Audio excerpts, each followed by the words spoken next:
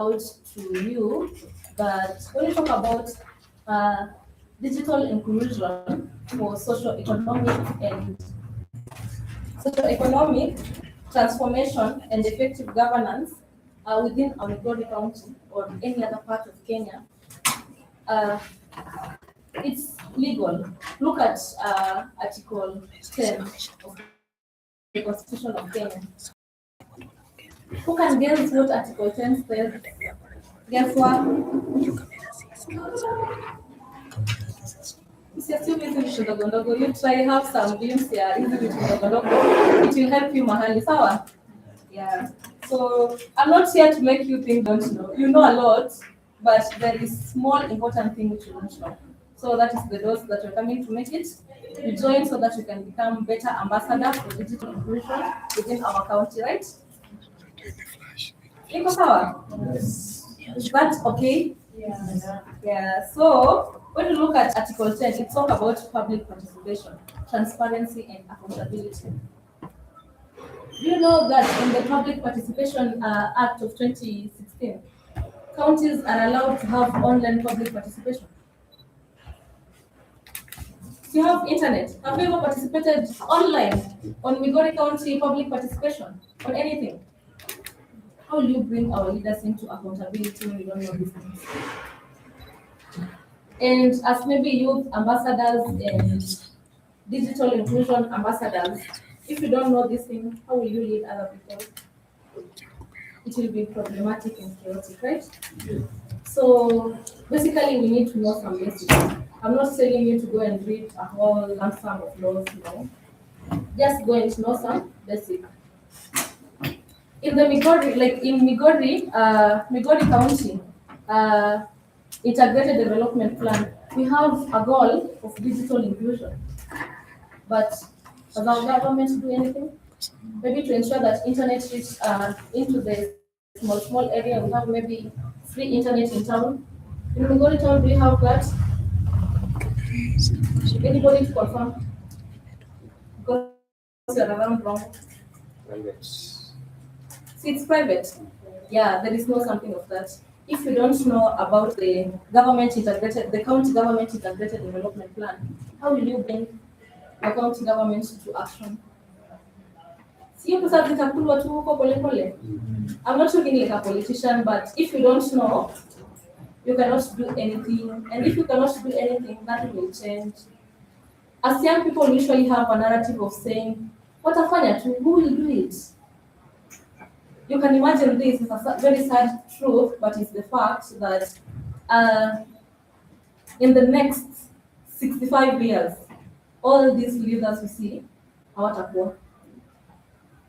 Like it's a truth because kuna back kuna there.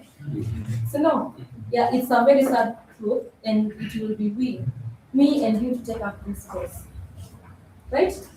And how will we control this space? By ensuring there is access to information. Access to information is potential power. I will say it's potential power because now you people have access to smartphone which has information, but you're not tapping into it. You feel it? When you tap into that, you'll be in a better position than others. When you'll be in a better position than others, you'll be able to direct society where you want. And you can imagine when you have information about anything. Kama hiyo BBI, the 2024 finance bill, tulikuwa tunakimbia na hata tujui what is there. Tunasikiaga tu. But whenever you get an opportunity to go through it, si wewe utakana uelezee wazazi wako. Na ukikimbia bila kuona si hao pia watakufuata tu wana trust in you. So whenever we go wrong, we mislead those people who come for us. Nakumbuka, tomorrow it will be you standing somewhere advocating for digital inclusion. You need to know these things so that when you go there, you'll be our good ambassadors to ensure that in Kenya, with this technology, it can do either two things. One of them, it can ensure that the gap between the rich and the poor is bridged to a very narrow. Or two, it can go to the adverse way of ensuring that there is a big gap. And whenever there is a big gap, the poor people will be majority that utaanguka wapi, unataka kumia. But now it's our responsibility to get this information and use it appropriately. You tap it and use it appropriately to benefit you. Who has ever applied for any funding through the phone na akakuwa shortlisted even for proposal yake kukua anywhere? You've done that. You've done that. You've done that. You can see. Because of internet. At times we have so many online courses. Let me usually participate in the Google development for the women. Usually it's just a Google law. And I'm a lawyer, but I'm doing some tech things because it's free of charge in the internet. What I need is only internet, maybe bundles or Wi-Fi, right? And you get the information you need. So I want to, as much as he has presented much, I want to bring our minds to a shift. That if you don't do anything, nothing will change. It's my and your responsibility to ensure that technology brings impact to me and you, right? Nakumbuka, in using the same device, you are protected and you have an obligation to protect yourself and protect others, right? Usipatikane tena unaitumia vibaya. No, you have that obligation to either make it a big thing that will make you grow or make it a tool that it will expose you to bad things, depending on how you use it. Then the other thing is, we live in an era where everything, including nowadays contracts, are being done online, right? Let me shock you by something. It's not a shock. You can, maybe some of you know this. When I lend you money, WhatsApp, it amounts to a contract. So you have your blueprint, your text, then you may text up WhatsApp. Okay, learn this, I will return on this and this and this date. And maybe I've sent you 50,000. Maybe I can take you to court, and because of that, it's a blueprint that is entered into a contract. Now, young people, we need to bring our leaders into accountability. And if you don't know what they are supposed to do, then how will you do that? So you must be able to do that. So no. So continue reading. Then the next thing, I'll go to Article 27. Equality and freedom from discrimination. I remember it was you who said Hakuma, if it's income. Yeah, he said something about that. You see, maybe here in Migori County, looking at the statistic and everything, we realize that most women between the age of 40, it was 38 to 52 around there. It's around 70% of them, they have access to smartphone. Na hawa ndio wanaita mama mboga na nani. So you can get these people who are still in their productive age, they are giving back, right? And they don't have this access. He's supposed to bring the access. It's whose responsibility? Nasikia mgeni anasema work hard watafute pesa ya kununua smartphone. Yeah, it's one of them, they can. But who will empower them? Who will tell them that when you have this smartphone, uzauza tu mboga yako ulipe mdogo, you buy this smartphone so that it can help you this and this and this. So they need information from you. So that is what you should be doing to ensure that at least you bridge this gap. To ensure that technology becomes a very productive tool, but not a destructive tool. Because how? And remember, you can even go to a court of law and say, we need some laws to govern public participation online. Because in Migori County, you cannot do an online public participation with having very few people accessing maybe this smartphone. So that you start bargaining. You be on the table bargaining because you know what the law says and what the constitution says, because it must be in harmony. Because it cannot be equitable when you say that we do public participation and these women, we are making laws for them, they don't have any access to these laws, so tachangia wapi? Si hakuna? So it's my and your responsibility to ensure that our governance and the growth of this state is at par. Na inasaidia sisi wote. It's my and your responsibility to ensure that all these flaws can be brought together, right? Ukibaki tu hapo useme mimi hakuna kitu nafanya, mtakuja tena nyinyi watu wote tena watasema hakuna kitu watafanya. And where will you be heading? You'll be heading on the second side, of which will be enlarging the gap between the poor, the have and the don't have. Napata. Let me ask you a question. In this room, for the working class, you can excuse us. No, let us include them for this one. Who is earning more than 500,000 per month in this room?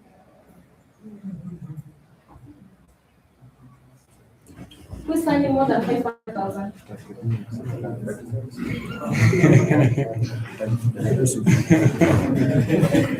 So basically, here we can really assess that when we don't do anything and we find ourselves in this plot where we increase the gap between the rich and the poor, all of us here will fall between the poor, the extreme end. But now we have an opportunity to do something. And doing something is having the right knowledge and preaching the right knowledge. So me, what I'm leaving you today with is have the right knowledge and spread the right knowledge. Okay, I end my presentation there. Thank you. Can we do 3 factorial? You know 3 factorial. We are in mathematics. CPC. So we start with 3, 2, then 1. Warm up. 1, 2, go. Yes. So thank you very much. I was tempted to ask maybe there's somebody with a question this side. Only one. One. A question this side. A question this side. Okay. I know we are waiting for the time when we'll be having our guest here so that we ask the questions based on where we have reached as a university, as a sub-county, county, and Kenya at large with the digital transformation and inclusion. When we talk of inclusion, we are talking about can the young people access to digital platform because things are going digital? Can the youths access the digital platform? Do they know how to use it? In terms of digital work, the Ajira platform, do we know how to use it to earn? Do we know how to use YouTube channels? Do we know the best ones to learn for legal aspects? I remember I studied something about business law. If you are doing business, you need to know aspect of law. That's how technology also is blending out. If you are in health department, you need to know a bit of technology and how it can help to transform that department. If you are in communication, it's automatic. Information communication technology. Yes. So I want to invite our second guest just for 10 minutes. Then we want to do something here. We want to commission a group that will champion digital inclusion in Rongo University. And this will go entirely to the goal. We are targeting colleges, students, and we want to do this up to the country level. And with the team, NDIA, which is operating in Africa, I know there are good things for us. So I'll welcome Mr. Benjamin Nemwell, who is the CEO of a startup called Rugatech Global. and also a senior cybersecurity officer. Yeah, so we will do some presentation for 10 minutes, then we do the launch of ADIA, Digital Inclusion team for Rongo University. In the meantime, if you can see this QR code, please scan it. There is a questionnaire form there. You have to give a consent first. It's not mandatory, but it's just for research purposes, so that we see the gaps that are there, so that the team that will be selected will work towards that, and it will form an action plan for them, so that they see where to start from. So scan the QR code. If your phone doesn't allow you to scan, then the person next to you can share the link. This is a time also to network and also to know the person next to you. You never know. That's how we say it in Kenya. Yes. So maybe in 1 minute, then we welcome Mr. Benjamin Newe for a short time, 10 minutes, so that we do the next program.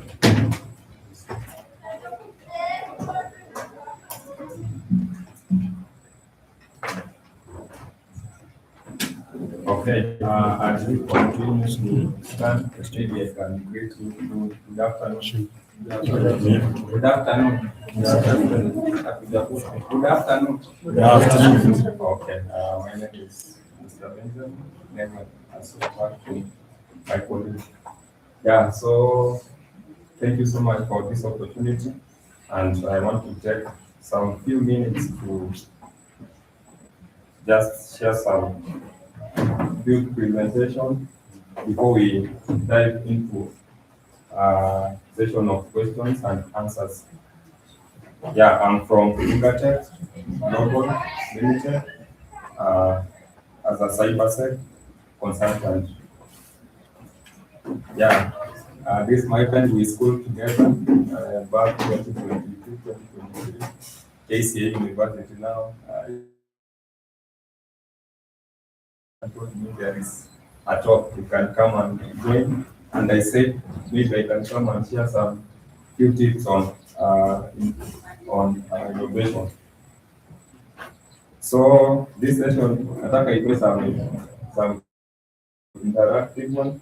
Nikiuliza swali me, I normally give presents to those who answer questions.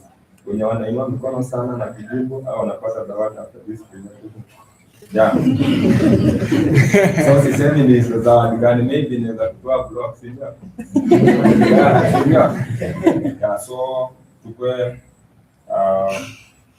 tumakinike, yeah, because at the moment we want to do. Okay. So this bit of introduction on this Migori County Digital Equity Innovation Convention 2026.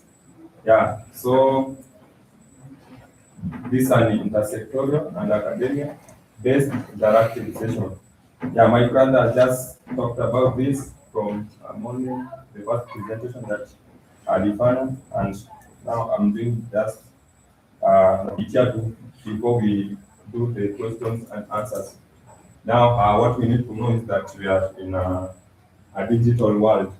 Yeah, whether you like it or not.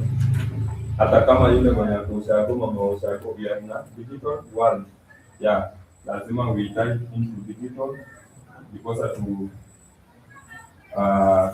know because we do on what we are going to do, and we know on how the world is moving.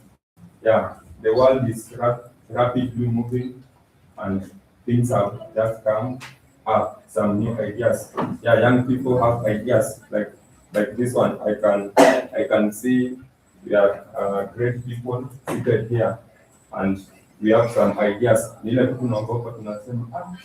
The capital of starting the ideas. Yeah, then the session is interactive. So the capital of starting the idea, if I start this, if I say like, Nimefikiria on our community want to start this thing. Itaanza sindio? Yeah, but usiogope. Today we are going to show you on how to come up with the idea and on how to give back to the community. Now, across the world, digital technologies are transforming how for learning sector, they are transforming in learning sector. Another one on farming. Yeah, my brother just talked about farming and learning. Also on healthcare sectors. Also on businesses. Sindio? Yeah, if you have a business, unakuja na idea, hey, this is my business, how can I going to sell this my business? Because unaona kuna some platforms like TikTok, unapata mtu ako huko anaweza fanya anything because business yake inuke. Yeah, on learning sector like here Rongo, si tuko na this online learning platform. Yeah, lecturers they use Zoom, vitu kama hivyo, si Google Meet, then also kuna this e-libraries, online libraries. Yeah. Now the most powerful impact of technology, it happens when different sectors they work together. Yeah. You can have this, but without collaboration, inaweza kuwa somehow difficult. But like government sectors, universities and research institutions, these sectors they collaborate together. Private sectors, who can tell us any private sector? After this, not go block any private sector.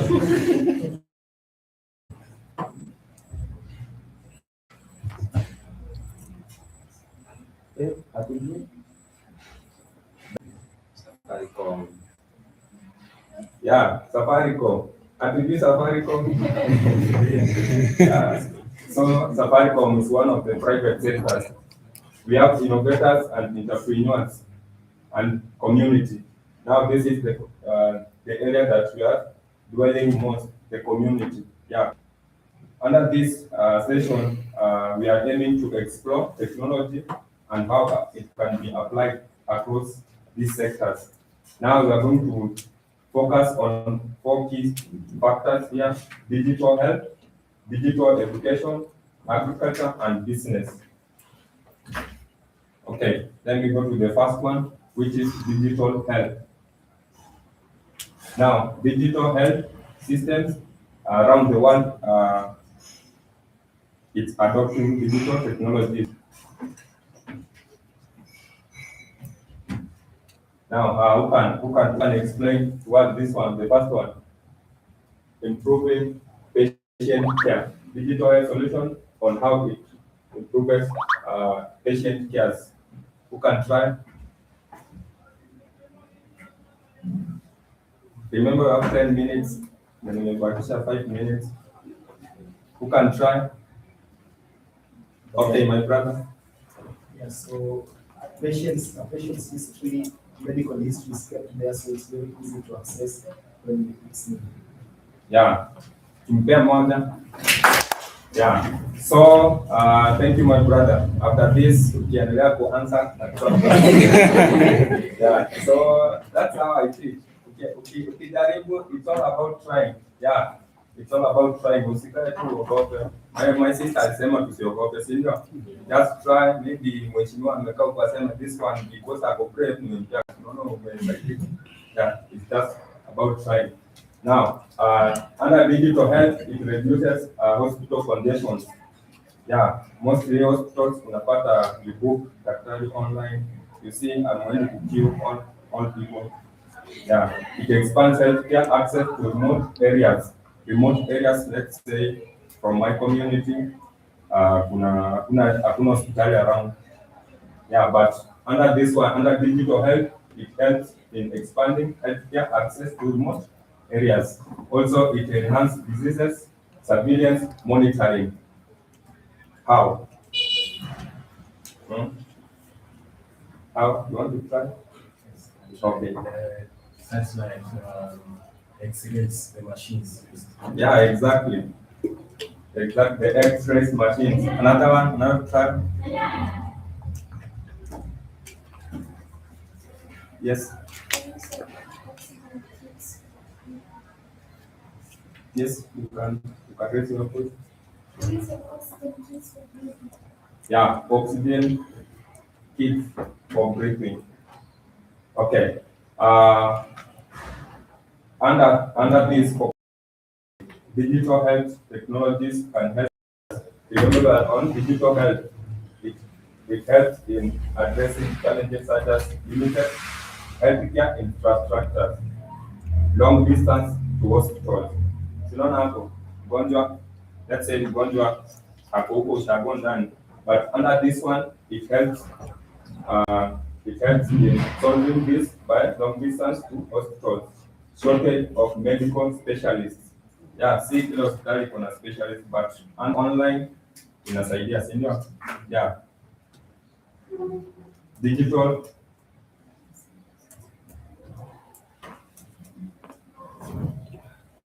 okay.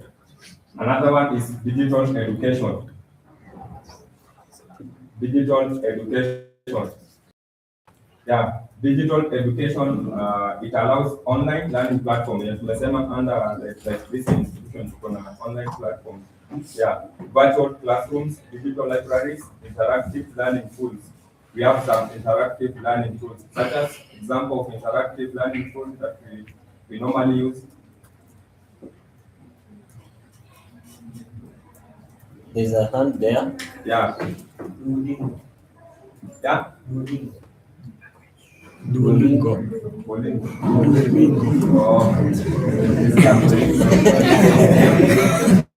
Yeah. So that's one.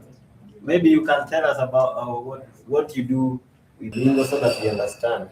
Yeah, so Duolingo is a language learning application.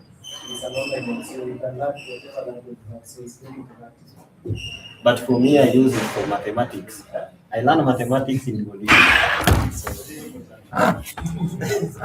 Sometimes I use Duolingo to do maths. It has so many courses that you can do. Yes. So the purpose of this presentation is so that we internalize, because we are talking about innovation. So by the end of the day, pick something there and think of where you can innovate in. That's how idea comes in. Like for example, if I look at online learning platform, the 254, they can think of something like that in terms of what the key objectives that they have. And you can continue. Okay, thank you so much, my friend. After this, okay, this digital education, it helps to solve challenges such as access to devices, internet connectivity, digital literacy among teachers and students. Who can explain any of this? You want to start? Okay.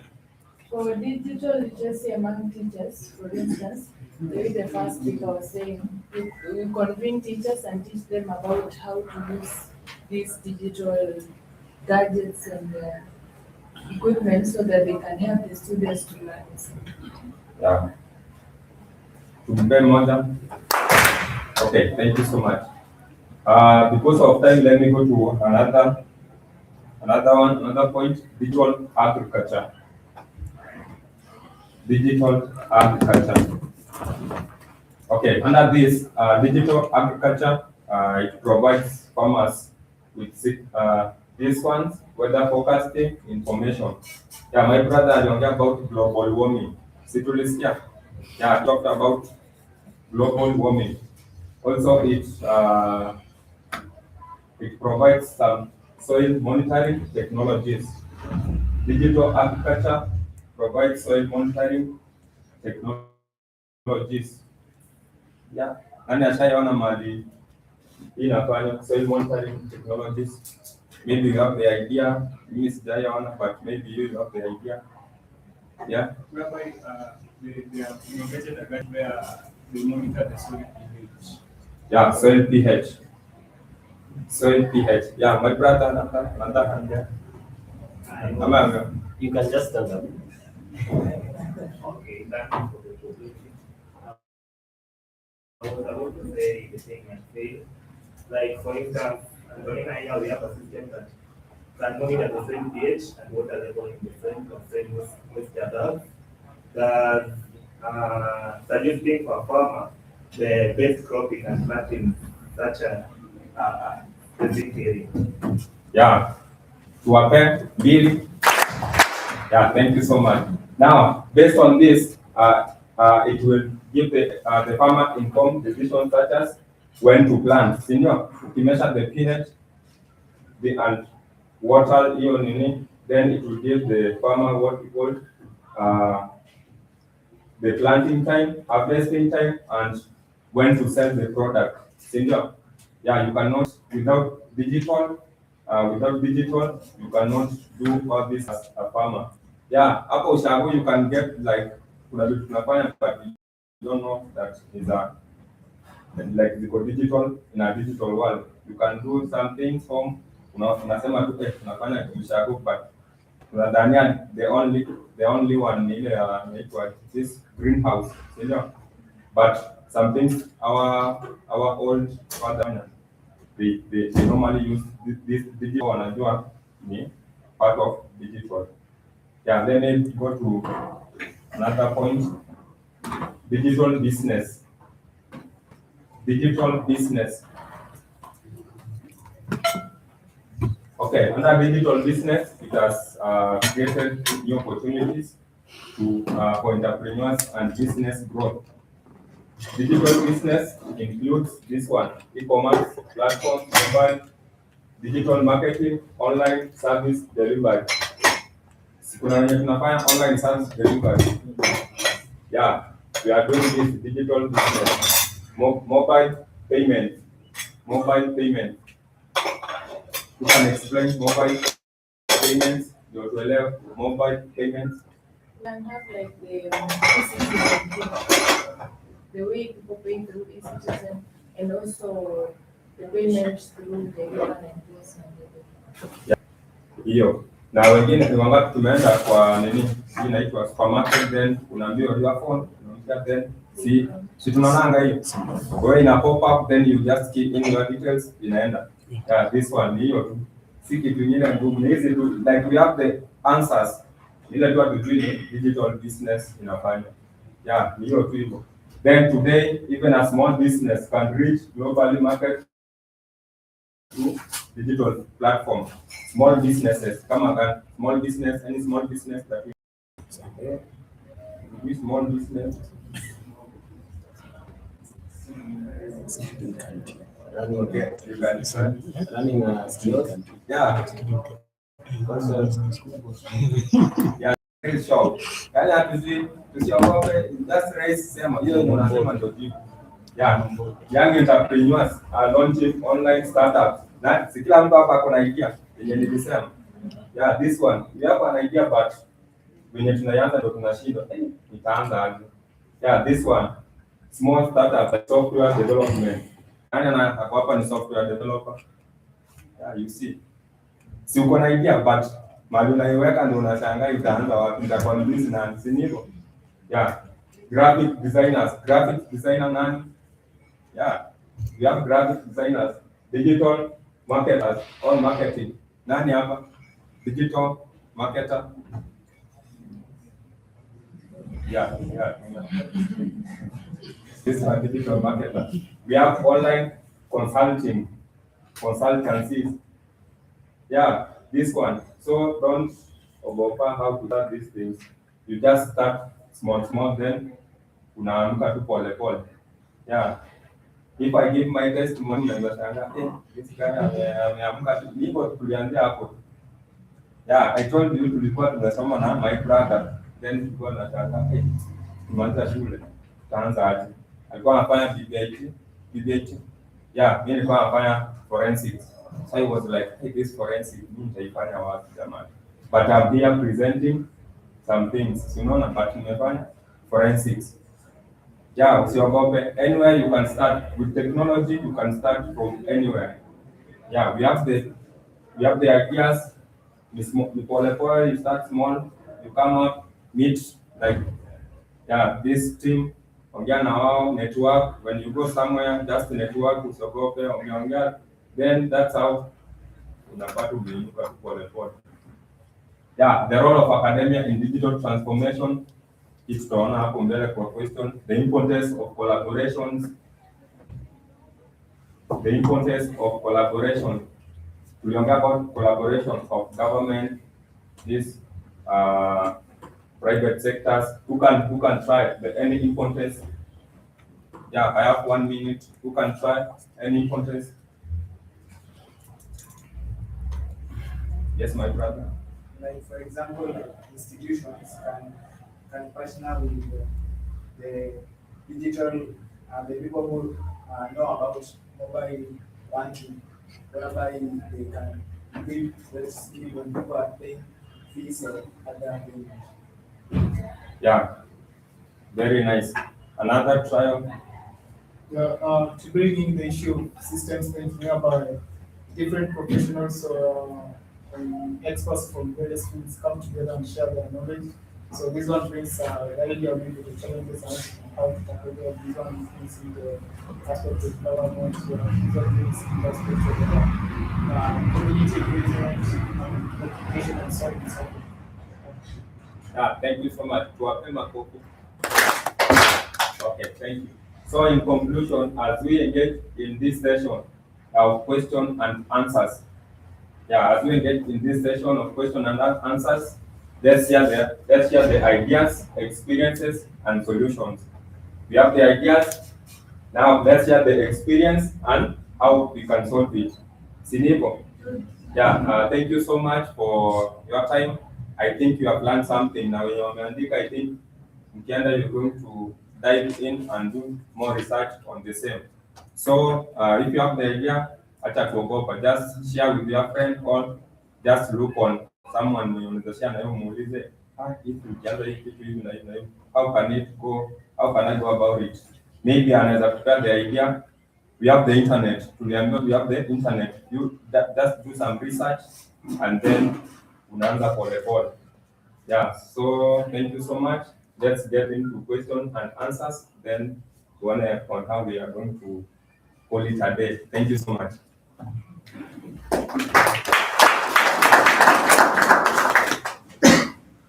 Let's give our guest a good clap, and I'm tempted to now ask one of the ladies on this side. And I know for men they like putting tie, but for ladies they like putting. Yes. I'm not saying it's not you, but it's one of them. So maybe you can lead us in a special way of it in your style. Hi. How? Yeah, we're gonna do 10 factorials.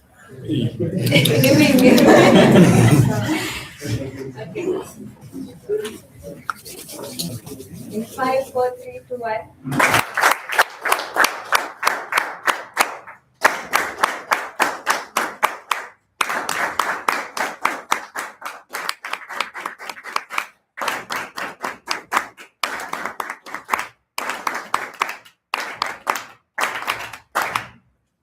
Thank you very much.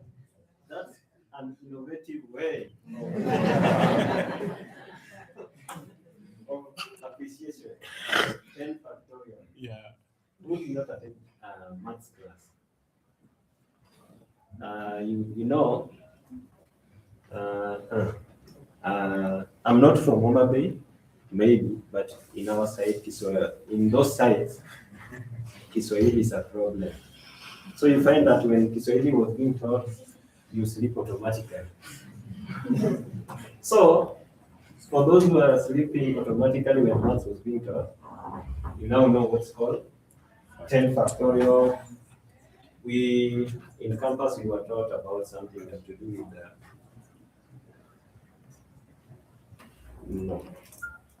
with there's things to do with discrete mathematics, especially in forensic and all that.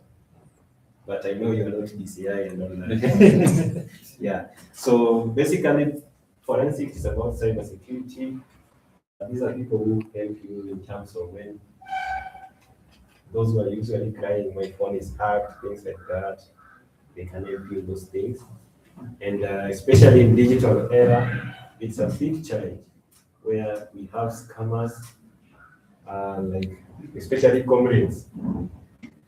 Hutuma 100 agent. You see? Then with your curiosity, it's maybe Wafula who has sent, but maybe it's not him. The phone has been hacked. So these are some of the knowledge that we should share. We should share among ourselves. That one is now, how do we call it? Social engineering. Somebody can come and tell you, it's like this, let me use your phone for 2 minutes or 1 minute or second. That is social engineering. Is playing with your mind, is your friend, but you don't know what the person is doing behind the scene. So that's under social engineering. So these are some of the things that we should know under the digital era. As much as we want to include everybody into digital space, we have to take precaution of what we do with the devices. Yeah, so as we go to the next session, it's a short one. I will call Dr. Karen to lead us in this. We only want to identify those students and who are interested in championing the digital inclusion in Rongo and Migori County. But this is like a pilot stage where we will work with a team where we need a chair, secretary, and chair, secretary, and yes, let me see. Yeah, chair, secretary, treasurer, and organizing secretary.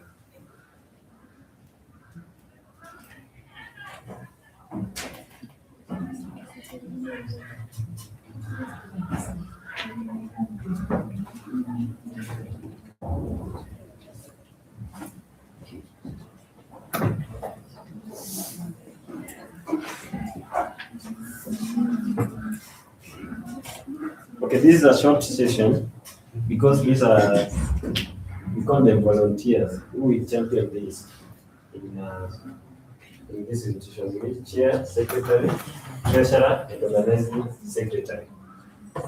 I request Mark to help us in maybe noting down the people who are interested. So I hope there will be gender balance. So let me see the chair. Who is interested in becoming a chair?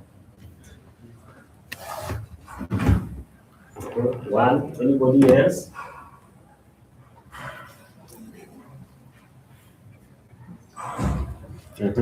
Ladies. Just see our is smiling in a way that maybe I can see somebody. Okay. Brian Owino. Who is seconded? Brian Owino. 1, 2, 3, 4, 5, 6, 7, 8, 9, 10, 11, 12, 13, 14, 15, 16, 17. Okay. Almost the entire students. Okay, who is interested in secretary? I need gender. I see guest is smiling with a happy face now. Okay.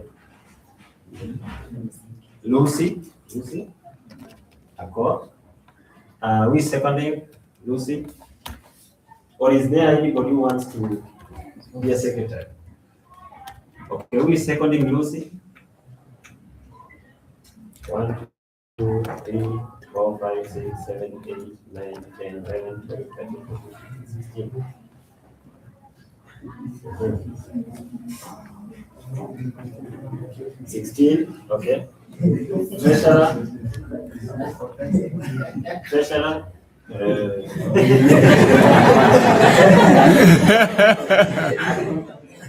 Wow. That's amazing. Treasurer, we have 2 people so far. Another person? Okay, we have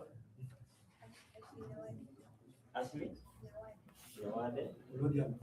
Sorry? Naitwa Ashley.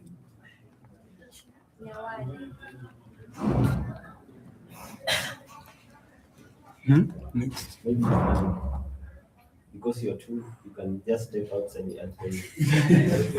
Na huyo mwingine anaitwa? So that you don't. Huyo mwingine anaitwa? You can just pass like this. You say your name. Just for 1 minute and call.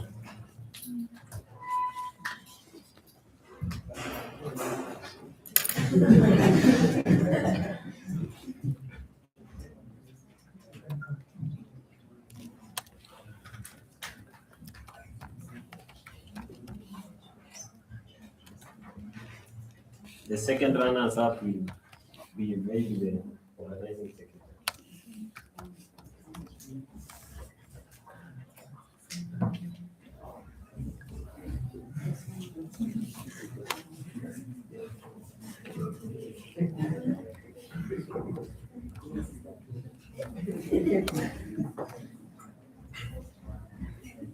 Okay, we have.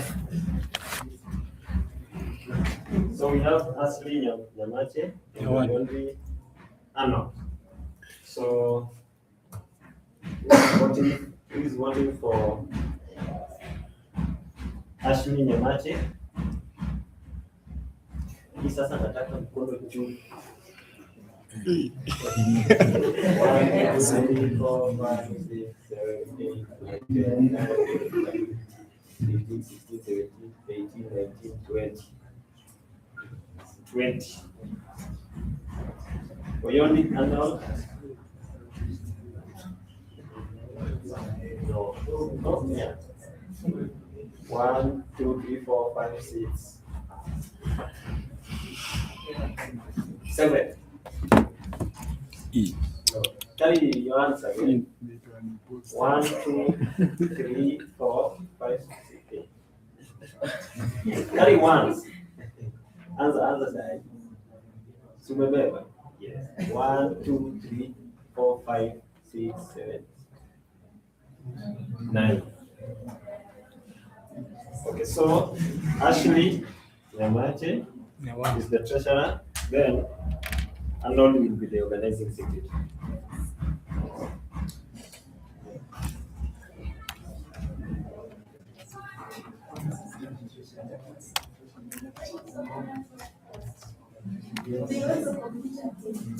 For the organizing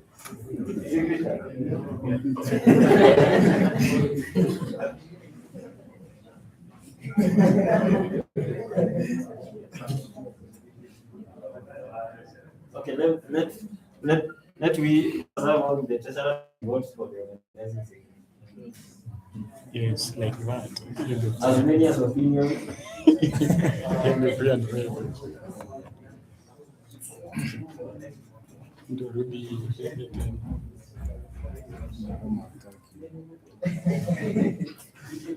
Okay, so the treasurer is Ashley Nyamache. Oh, Nyawade. Ashley Nyawade. So we're going to the organizing secretary. Who wants to be the organizing secretary?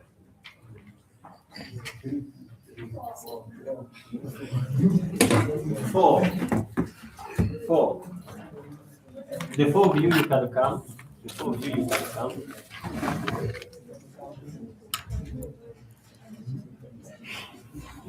Let's do it very fast.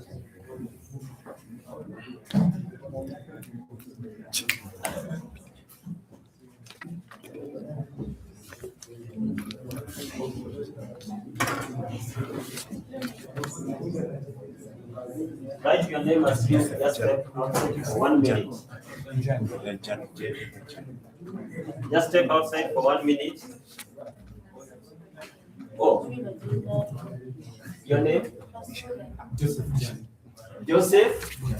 Jan. Joseph Jan.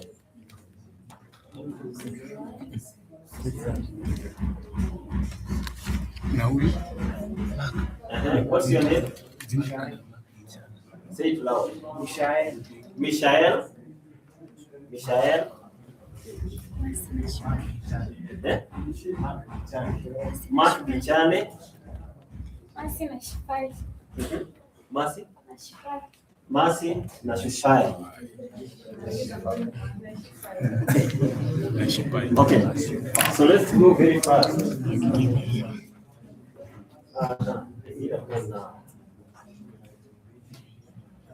So, who is voting for Joseph Njane? 1, 2, 3, 4, 5, 6, 7. Who is voting for Mishael Kayiya? 1, 2, 3, 4, 5, 6, 7, 8, 9, 10. Good. Don't vote twice. Who is voting for Mark Bichana? I know. Mercy Nasipai. Again? 2. Okay. You can come in.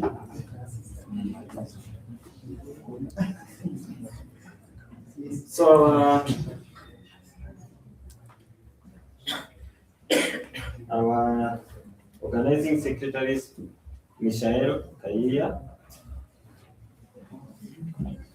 So this is just an interview team that will spearhead this digital inclusion.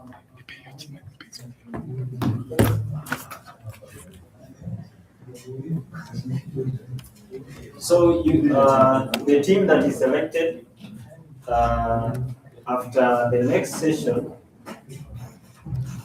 we will take a photo in front here after the next session that we want to do now. But before that, let's stand up. Let's stand up.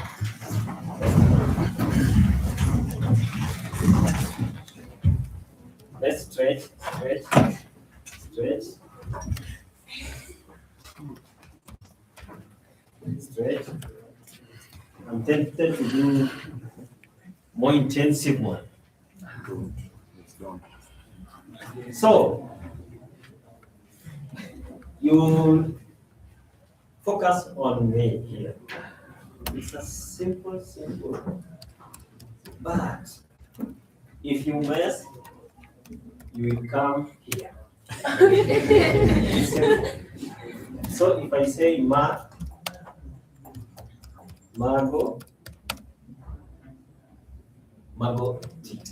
Zini Magoti.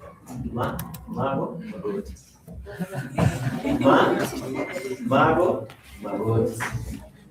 So you do what I say, not what I do. Simple instruction. Margot, Magoti. I am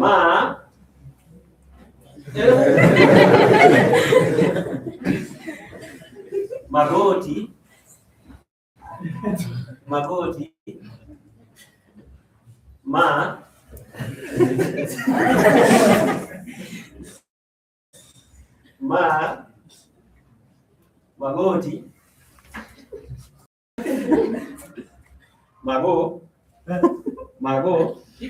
Magoti. That's just a test. Just for in the next 1 minute. Allow us to do what you are doing. In the next 1 minute you are done. This just to jog our mind and straight a bit. Magoti, we are starting. Magoti. Ma, Magoti, Magoti, Ma, Mago, Mago, Mago. Chai. Kuja.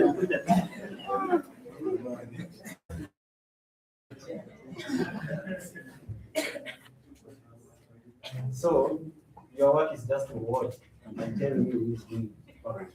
And you have a what? Okay. Yes. Okay. Mago, Magoti, Magoti. Magoti.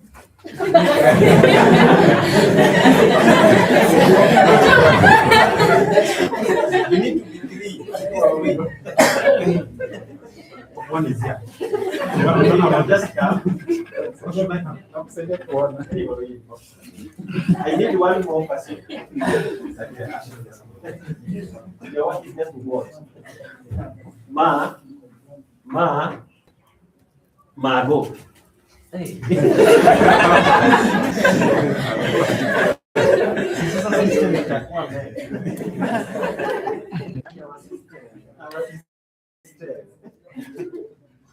Okay, now we can sit down. No. I said I have a reward for them. And the reward is same. Now you do what I say. That's the reward. But just on a right hand.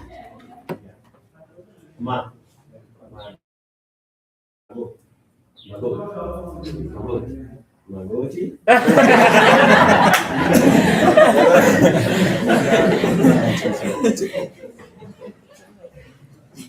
Okay, so we are in the last session. Now I can just close this because I think the geology is coming again. This is just an interaction session where all the questions that you have, we have our guests here. There are those who have not spoken. They will introduce themselves. They are here to answer the question in regards to what we have discussed today. And we are also in the Innovation Week. You should be thinking of an idea out after stepping out of here. You now think of innovative idea out of what we have presented in line which type? Communication, journalism. What can you invent in that? Innovation actually is just an improvement of maybe a system or a workflow, something simple that you can add there. That's innovation, just simple like that. We have innovation and invention. Yes. So we are going to a very interesting stage. For in the next 30 minutes, we'll be done, so that we get questions from you and we listen from our guests what they know in terms of the current state of our country, in terms of digital inclusion and connectivity, and what are the gaps. We want to know what are these gaps. This is what the group will focus on, the group that we've just elected. So this they should be keen and note everything that is being mentioned. Your work has started, so be keen. This is what you start with in the office. We have two guests who are remaining, whom I did introduce. I just want to say their name, and I'll give them 5 minutes each, maybe 3 minutes each, so that we start the Q&A session. So I'll start with Mr. Limo Towet. He's also one of us, and he's one of our guests. So you can say hi and take your 3 minutes in terms of the topic that we have. Well, should I speak from here? Yes, there is this one. Everyone. I have a presentation for 3 minutes. we are saying digital. You guys, you are long gone. We have not yet started. We are speaking about digital what? Inclusion. Good afternoon. Limo Toid is my name. I have known RU for more than 5 years now. I work in more than one organization, but not, of course, in full-time capacity. It's not allowed in Kenyan law to work in full capacity. Digital inclusion, probably I need to tell you that I'm an ICT, an IT specialist. That is my area of specialty. And of late, I've developed some kind of attraction towards AI and data science. All right. But then as we talk about digital inclusion, we are just looking at the granular, the smaller things that matter at the end of the day, okay? You've been told that you have a mobile phone. How are you utilizing your mobile phone to make an earning? Because you are making other people rich, and you are given a scenario how we are making people rich. Why don't you make yourself rich using these digital platforms that we're talking about? So as we focus about Migori County, as we go home from here, my greatest desire is that to see us being on the front end, not only in innovation, but also trying to reach out to those who are cut out of a digital environment. Very sure when you go back to your village, there are people who don't know how to use their phones. What are you doing about it?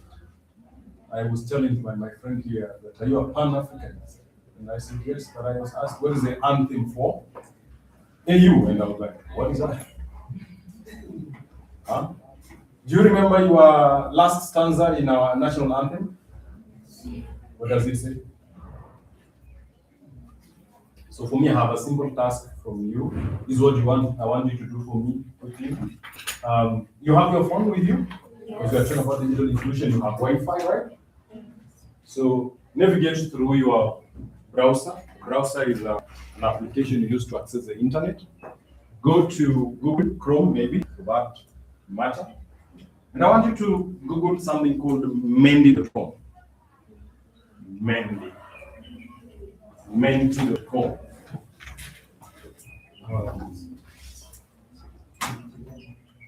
Yeah, you can call it Mentimeter, sawa. Now, I don't know how many participants are you.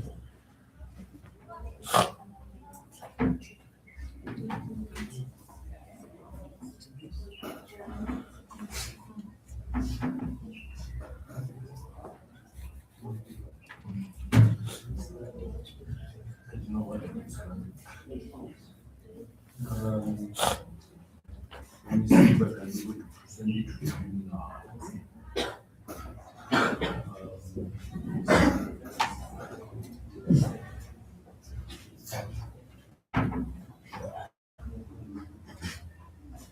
Suppose that I should go to remove.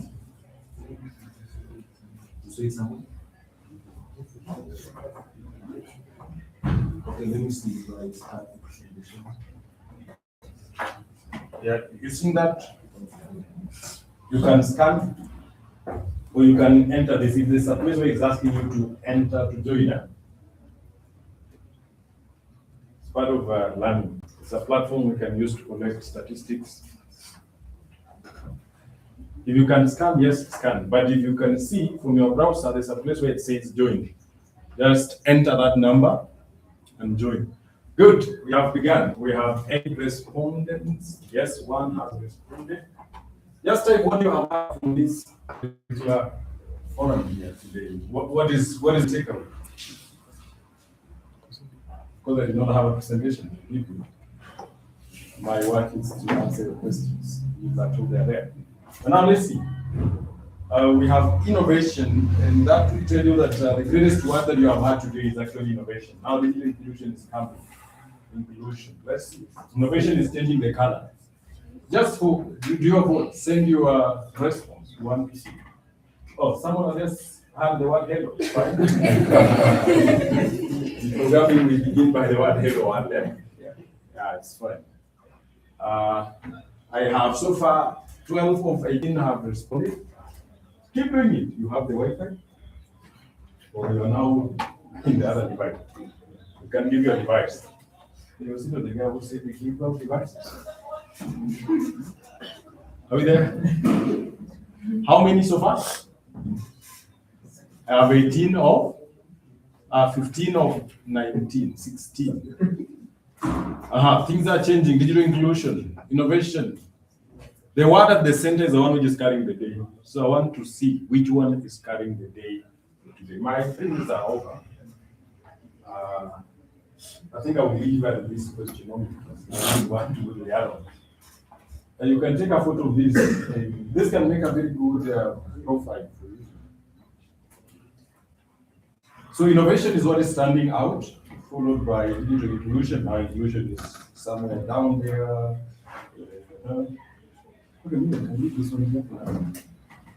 That is it. See you in the next segment of the program. Thank you.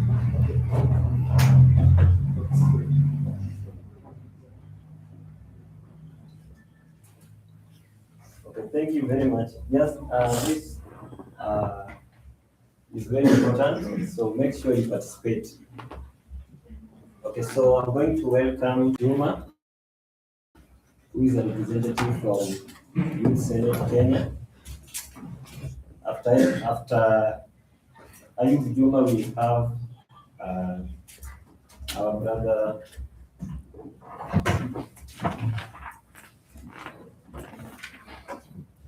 Albert.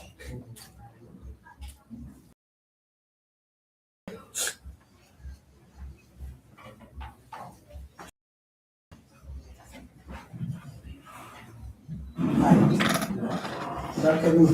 Good afternoon. Uh, 3 minutes is always not enough for a sociologist, but I'll try. I'm Ayub Juma. I'm also an alumni of Global University. The mission of 2016, the first graduates with the charter. And I'm glad to be here again today. I represent Youth Senate Kenya, Migori chapter, and today we were just here to see if we can come on board and bring everybody together on this key elephant of digital inclusion. Now, my concern is only one, that what next after this? Hello? Yes. Hello? Yes. Just two answers. What next after this? And I want you to grab your answer from this story. On Saturday around 11 a.m., I and my friend Peter, we were heading to Migori. Reaching Moyani after the bridge, we got the NTSA and the traffic police. Then I asked Peter, are we safe? Is everything okay with the car? Then he said, yes, are you?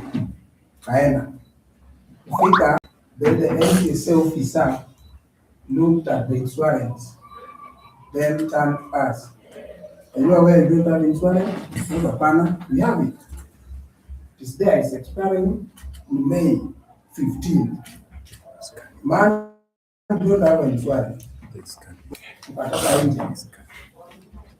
Looking at the insurance, then the company we had was already disbanded 2 months ago. So it's no longer exists. But with us, we are still having their product.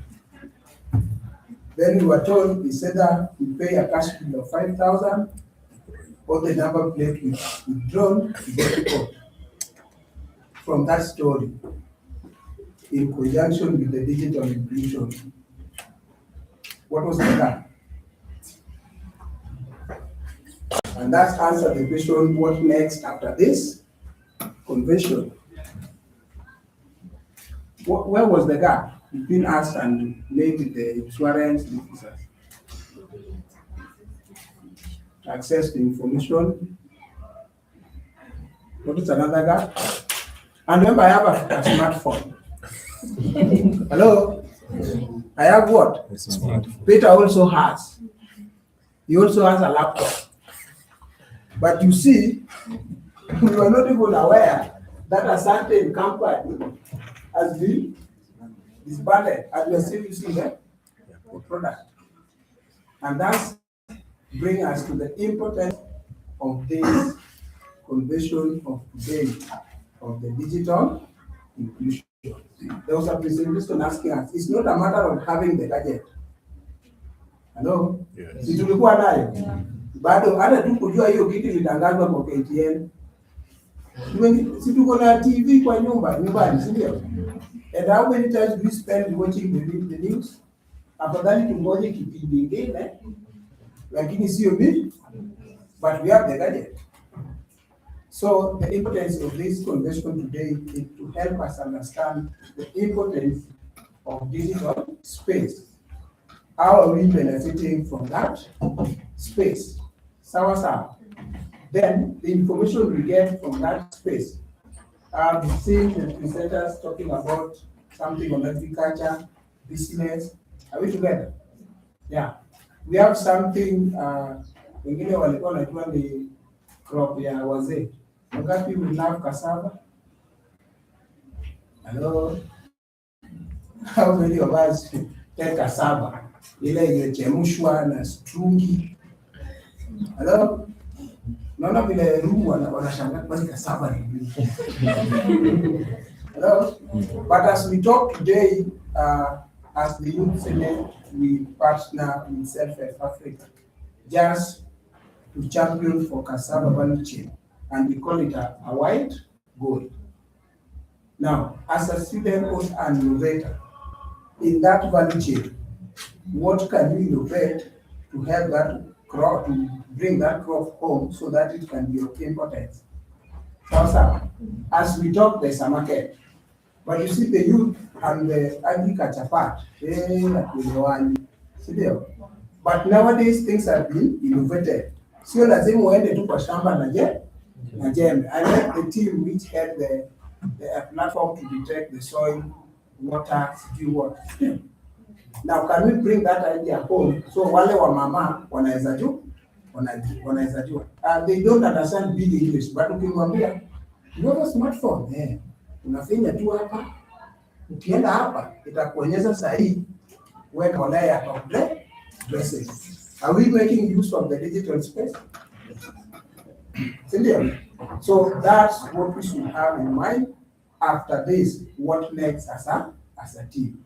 And I believe in the next meetings, I heard them say we should be listening to stories from what we've learned, what we have practiced at home, and the change we are bringing on board.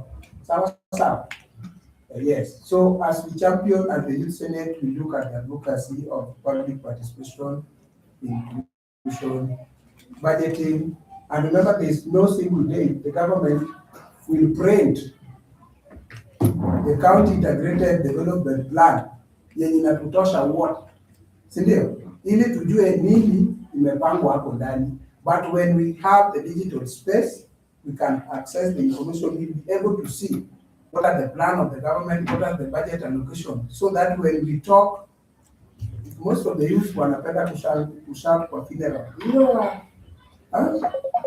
Two term, one term.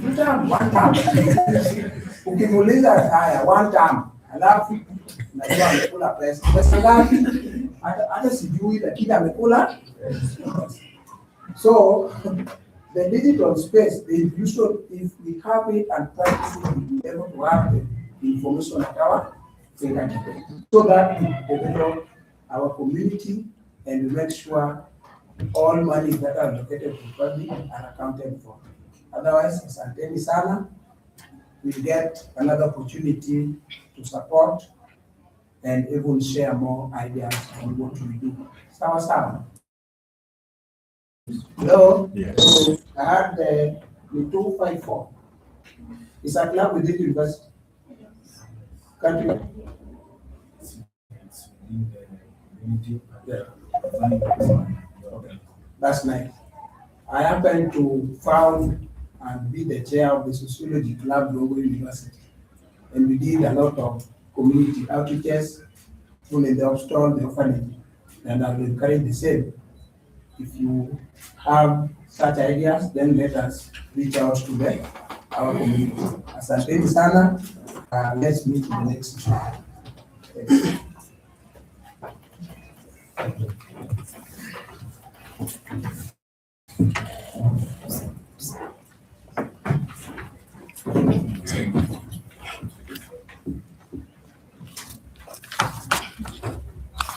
Thank you so much. Good afternoon, everyone. Good afternoon. I hope you are all okay.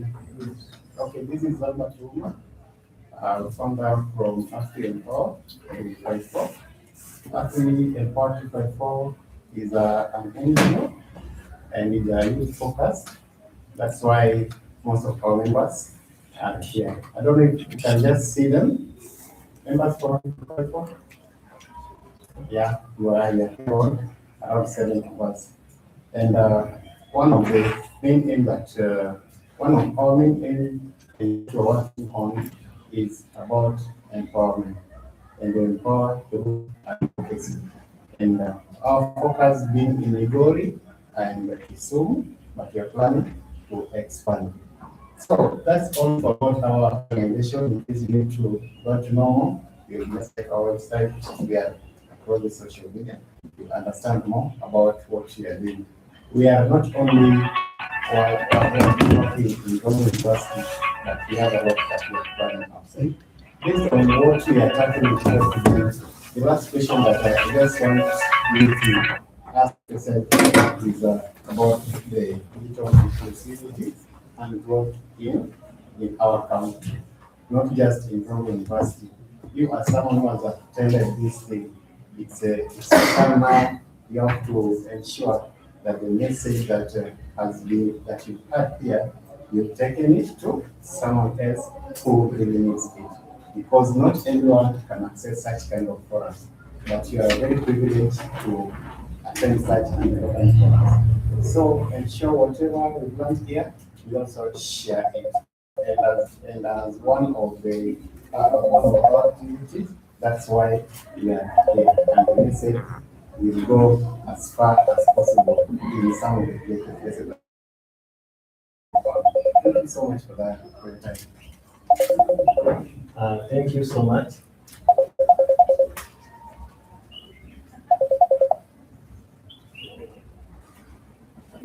We are going to the next session. I hope we have the questions that we want to ask. We have the experts who can handle that.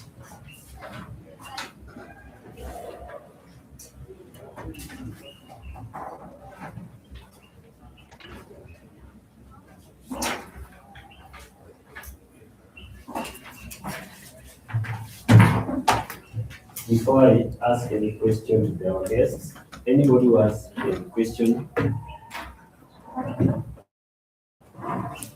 Okay. Let me start with you. Yes, you can just stand up. Thank you very much. So my name is Brandon God. So my first question goes to the first presenter. He talked on policy frameworks, the non-inclusive policy frameworks. So I'd like to know more on the measurable outcomes. Where are we? Where is the gap and what needs to be done? That's my first question. And question that works with the African Digital Inclusion Alliance. So as you call, I was just doing a run through on the cost of bandwidth or broadband in various countries in Africa. And we find that some countries, the cost is very much low. For example, Somalia is lower than Kenya. So I was asking because as we all know, the private sector, how are you working as an organization with the private sector? Because the government has its part, but the private sector has a larger role to play in terms of reducing the cost of bandwidth. Yeah, so that's it. And my third question goes to our guest, who is the cybersecurity analyst. So I would ask what is, or where are we in terms of data privacy running the place? How do we work and the information that needs to be provided so that we're able to, that our data is, to make sure that our data is safe and it's not being misused in other platforms. Thank you. Okay, thank you. Chris, you are next. So the question goes to the speaker, who's looking to us here. Let's just in government, so looking really raised by the government. When someone has been found to be cyberbullying, and the claim is coming from our government personnel, the first thing we will say, like, the person is being kidnapped or disappearing for some times. Then later they will always say that the person was found using X account in a way of being as a prominent person in the government office. Do you always protect an individual or do you always protect the image of the government? Then when it comes to cybersecurity speaker, we know the government is trying to come with a policy where they can help to stop the cyber intriguing. You as a person who is working under there, do you think the rules are favorable to the individuals who are trying to eye the view, or the rules will be the benefit of the government?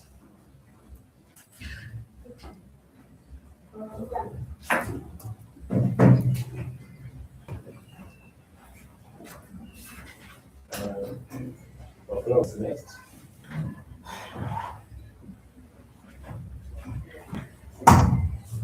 Hello everyone. So I'm Ofuka Mesha. I have a couple of questions here.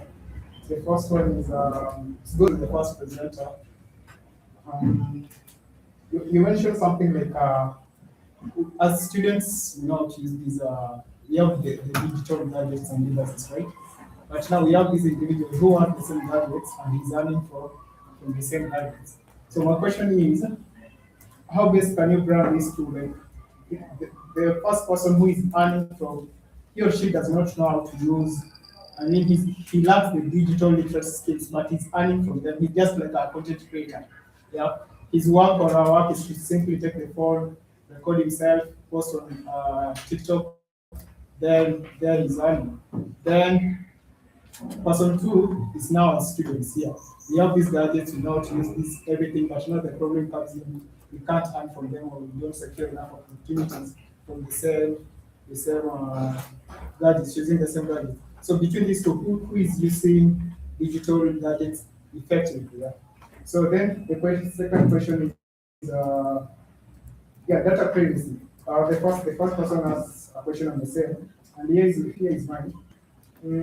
Anytime you tend to walk into these public offices or institutions or buildings, you are forced, some form of polite force to register your name, ID number, email, where you come from, maybe the registration number of your vehicle.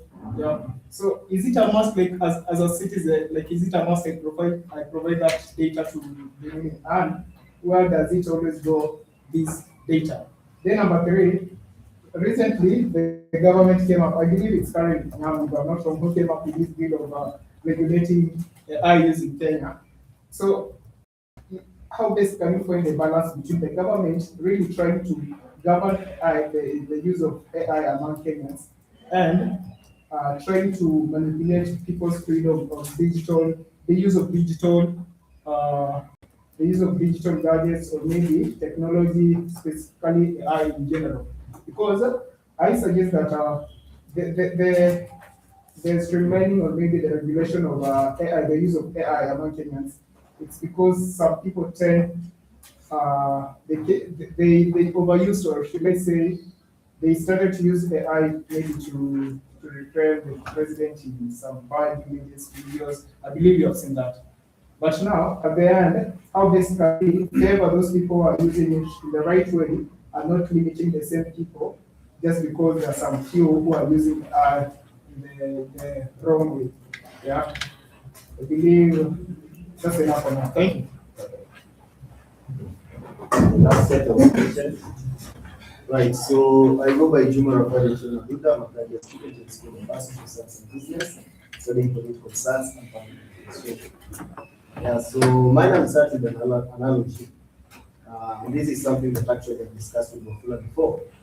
You go to an organization, and because you are still a student, you are offering your skills, the little skills you have.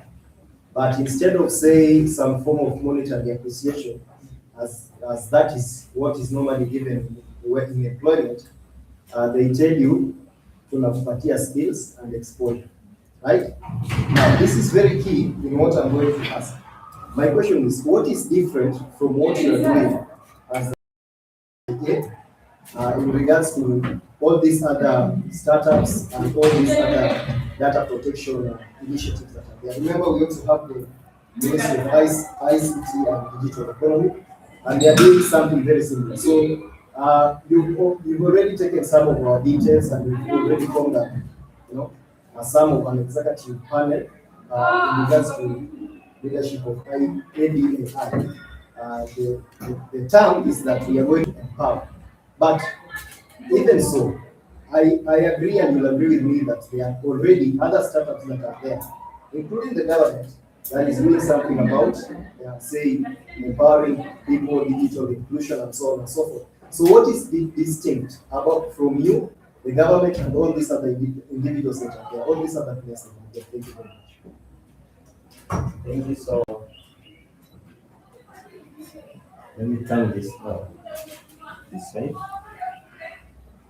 So from our guest, the guest who is ready to answer question. It has been directed, question has been directed to the ADIA team and also our guest from cybersecurity. And I know Mr. Limo is an expert in things to do with AI and data science, things to do with regulations, so he will also handle that. So I'll give this chance. We start from the behind as we go upwards. So I'll start with Mr. Limo as our guest and the questions that he has been given. So Mr. Limo, you can handle the questions regarding government regulating goals. I think this is a very important question that we need to understand as well, because you find that it's the government who has the details, your details. And this is a scenario where you still, if you want to register for another higher level, maybe you want to do your PhD and scenario in the university, you will still register to our university, even if you are a student here, but they have your details. The same to the government. If you want a service, you're told to come with the original certificates to Huduma Center, but they have your original documents. So where are our data going to? We are concerned with that. So these are some of the tough questions that we need to ask ourselves. And these questions, from the questions is where we have the idea. There's a gap there.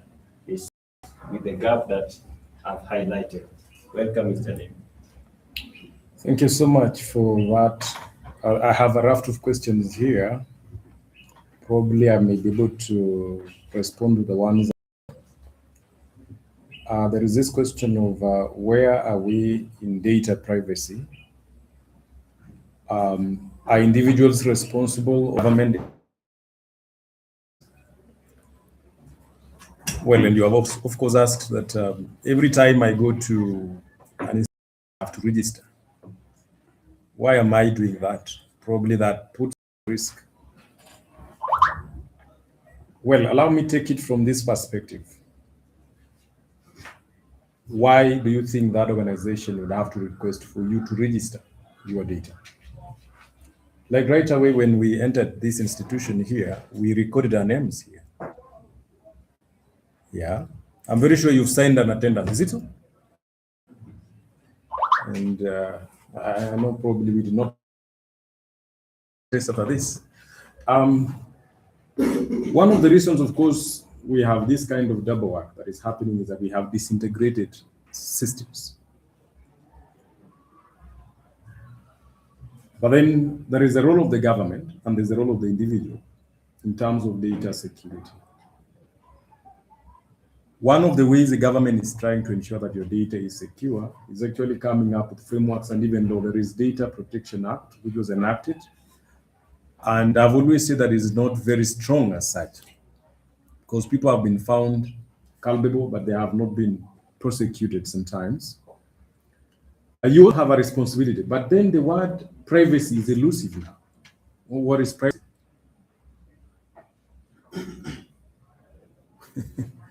What is privacy? The reason why I'm saying it's elusive is it is us who are going out there saying we are now at Rongo University doing this and that, right? So if someone wanted to target me and wait for me along the way, they know right now where is Limo. It's in Rongo University. So when I'm leaving now at Kanga, I update at Kanga. Then they are all right, we're waiting for this guy. So yes, this is what the government can do, but there is that which you have to do as an individual. And I think what is missing is that much of this information is when your phone is hacked, is it the government really? When you go to a cyber and you log into that particular account and you don't log out, and some guy who is smart gets in there, picks your image and uses your image to dupe people to get money. I mean, that is now your responsibility as an individual, okay? Of course, the reason why I'm saying this is that I'm doing something on cybersecurity as well. I'm looking at because I wonder, a student at the university and their account is hacked, and I expect you to be better than someone in the village there. So you have a responsibility, the government has a responsibility. Perhaps the issue of signing here and there, if something happens right here at the university and they need to account for us, where will they get data? If they have systems they can use, that is what they can use to account that Limo was here. You know, someone can wake up today and say that Limo was found in Nairobi, he was stealing somewhere. A crime is instigated against me. And I would say, you see, on that particular day, Rongo University in our shop, then they ask me, how can you do it? How can you prove? What will save me? What will save me? Maybe an attendance sheet, right? And images, we don't trust them anymore because of AI. People can generate images. There's what we call deepfakes. Generate an image and put it there. So you need to understand one of the reasons why people are doing issues of you have to sign here, you have to sign there, could be even for their own security. You signed in today, and we have never seen you, and then we realize that we have lost 20 computers. Then we can say, where? That is why. Then, they said, we have a limit now, level of which we should give our information. For example, let's just give our names, but not the ID number. You give me your name? Like, what was your name?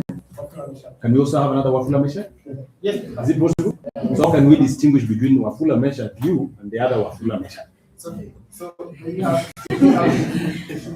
a limit, like, because generally, ID number tends to be a little bit secretive or maybe private. In some circumstances, people are cautious when it comes to matters of ID number. So maybe that some of us are ignorant enough to just be giving out any type of information. But is there any specific level at which we should provide this information to these people and this information to these other parties? Or we should just anytime I think it's just to give up any. Well, you see, at the end of the day, what we the password you can't just give it everybody. Yeah, of course. It's yours. The basic thing is yours. Yes. You can't provide anything. Yeah. but I doubt if someone has ever asked you for your M-Pesa PIN. Maybe just to wrap it up, we agree that we are sharing a lot of information right out there. The problem that we really don't is what are you going to use this data for? Because, by the way, even before you take me a photo, ideally in other organizations, you must ask me, consent that you are? Yes, because we have taken that photo today. Tomorrow you see it in the website. Then someone who thinks beyond say, all right, I did not give them the consent, so I can run to court and say they have used my what? My email, perhaps to attract more students. So I need to pay for that. So maybe there should be something in terms of what data am I giving you and what is the use of this data, so that tomorrow I don't get people calling me because I donated some 20 million here. So someone's calling, can you come and be our? Yes, something like that. I think I would have really taken much time, but I think it's good to. But there's a burning question somewhere. Do something But there. add something on why we provide information also institutions. Yes. And the best scenario is just here in our university. There's a time the data set for all students lost. So the best thing for the university to know that we are a student was to bring the receipts that we will be using to pay the school fee. So that base can be fed again to the finance system. So a situation where you lost your receipt for a certain payment, then that become a balance on your side. Now, for accountability purposes, as my colleague has said, it is important to give information on the institution where it are, so that anything happens, then accountability can be done. Again, what we can ask ourselves is how long should this data held by certain institution and organization? Sure. So that period, I'm aware that my data set is somewhere. Then after some time, I expect that data is going to be there because it's not good history. It's history. But giving it out is just for accountability and making sure that we are handling the intended people that we need to serve. But the question is, for how long should we Keep this hold on data set? Yeah, actually that thing has made me to think of an idea. If somebody has died, should we delete all the information from the database of the government? That's a question. Should we delete? But it's also complicated again because maybe it was a parent. So there is a limit of information that we can scrap off, because you find that there are people who are using other people's certificate, those were dead. And there are people who are voting here and they are dead. So I don't know. Is there a gap somewhere there? You can internalize, go and do research on it, come up with an idea. It's like you. Yeah, I was in that line of data privacy. I was trying to do it in this line of thought. Yeah, we have like platforms like eCitizen, we have the IEBC. And you find that, for example, the eCitizen, the people who are managing it are not Kenyan nationals. The companies that are managing it, you find that there are people from foreign companies.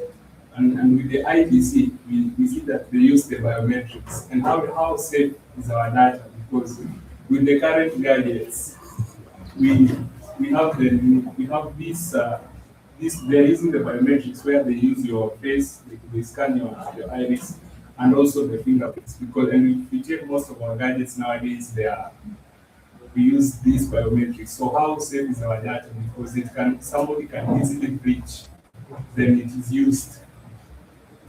So maybe, yeah. I wish I was IBC. Let me ask you so that you answer all of them. And just a reminder also, you talked about the issue of consent that taking photos. So I just want to remind us, all of us, like, each and every time you are signing this attendance sheet, you have to read whatever is down there. Because you might see your picture somewhere, maybe in our organization Facebook, then you rush to the court. Not knowing during while you are signing the attendance sheet, have indicated down here that any picture, that any footages in that by event will be used for our reports and anywhere. So you have to read that one each and every time before you sign the attendance sheet.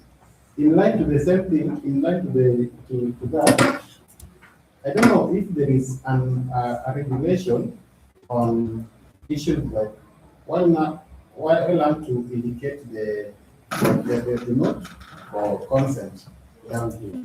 Is there regulation? Because I saw one of the companies, they had event at school. And there was a notice that was put somewhere yenye hakuna mtu angeona, iende keko mbali mali watu wajui kuwa any images taken in this place zinatumika. That was Coca-Cola. So I don't know if there is any regulation guiding on such kind of writings or such kind of posts to the user, so that mtu aweze kuona kirahisi ama mtu asikose kuona kirahisi. Well, maybe before I hand over the microphone. Well, in terms of data, for how long your data should be kept, I may say there's a gap, because anytime you go to an organization, you're given a book, right? And you record. And some people are so funny. They can get there as though they are feeling, and it's now. Take a photo. We already have contacts. Let me tell you, before I got employment, nobody ever asked me whether I needed a loan. The moment I was employed, how messages are coming. Hello, Bonnet, how are you? We have a good loans for people like you. Like, how did you know me? I must have sneaked my data. It's only that now I cannot be able to begin asking, where did you get my data? Because the moment they will hear that, they will. Yeah. So for finance, guys are allowed to keep data for over, I think, 6 to 10 years.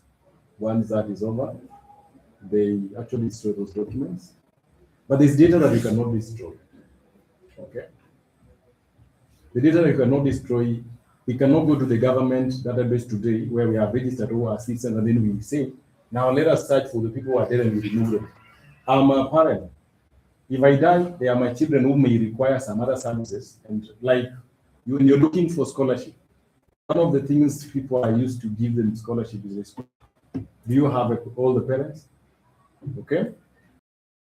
But there are organizations out here who are they have very smart systems. As much as you register with them, they will tell you to keep your data for this kind of years, and then you will delete. Actually, you have a right to go to an organization and tell them, I feel now you should delete my data. And they will do it. But of course, after you have done what? But you cannot come to the university and tell the university, excuse me, I want you to delete my data now. Then tomorrow you go to your workplace and they tell you, go to we want them to notify us that you are a student there and your data was wiped out. On regulation of AI, maybe, because of time, I may not answer everything. Let me stand as I ask this question, because I'm dealing with people who are smart here. Students, how are you? How many know ChatGPT? DeepSeek? You know them, right? I happen to have done something very out of my way because I teach. So I gave people some assignment to do. This is what they did for me. They went to ChatGPT and asked ChatGPT, Mwalimu is asking, summarize for me data laws in Kenya. Actually, they summarized for them. And they did it, packaged and gave it to. Now the day came, the exam was there. When they opened the questions, question I did it using ChatGPT, but there's nothing where. There's nothing where.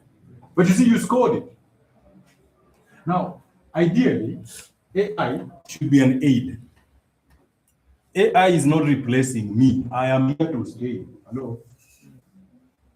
AI By the way, this is what we say. AI is not replacing anybody, but those who know how to use AI are going to replace you, who is not willing to understand the issues of AI. You're getting the point? Now, the reason why, as much as we may speak here and there as comrades, there need to be some order on how we are using this AI. Even for the university here, if you're doing your thesis, you cannot come here and present a document which is AI generated and then you pass. The first thing you have to send it to the librarian who will now take it through the AI. Of course, there are platforms that we use to humanize AI, but as long as we can detect AI to some level, that paper is what? Is that your paper or is AI's paper? Or because you are the owner of the idea? No, that is AI's paper. It's rejected. So there should be regulation to just guide us on how we can use it responsibly. If someone takes your photo and then they make an image that is not you, I'm not referring to the case that some of you know. How do you feel about the person? If someone generates today a crime movie and your name, your image is there, you're the one shooting people, how do you feel? So do you want us to regulate or we just allow people to use it? So there should be some order. It's like Sweden. Sweden decided to, we are talking of digital inclusion. Sweden say, no, enough of this. There should be regulation. It's just good to have. Thank you. Thank you very much, Mr. Limo. We are going to the next set of questions.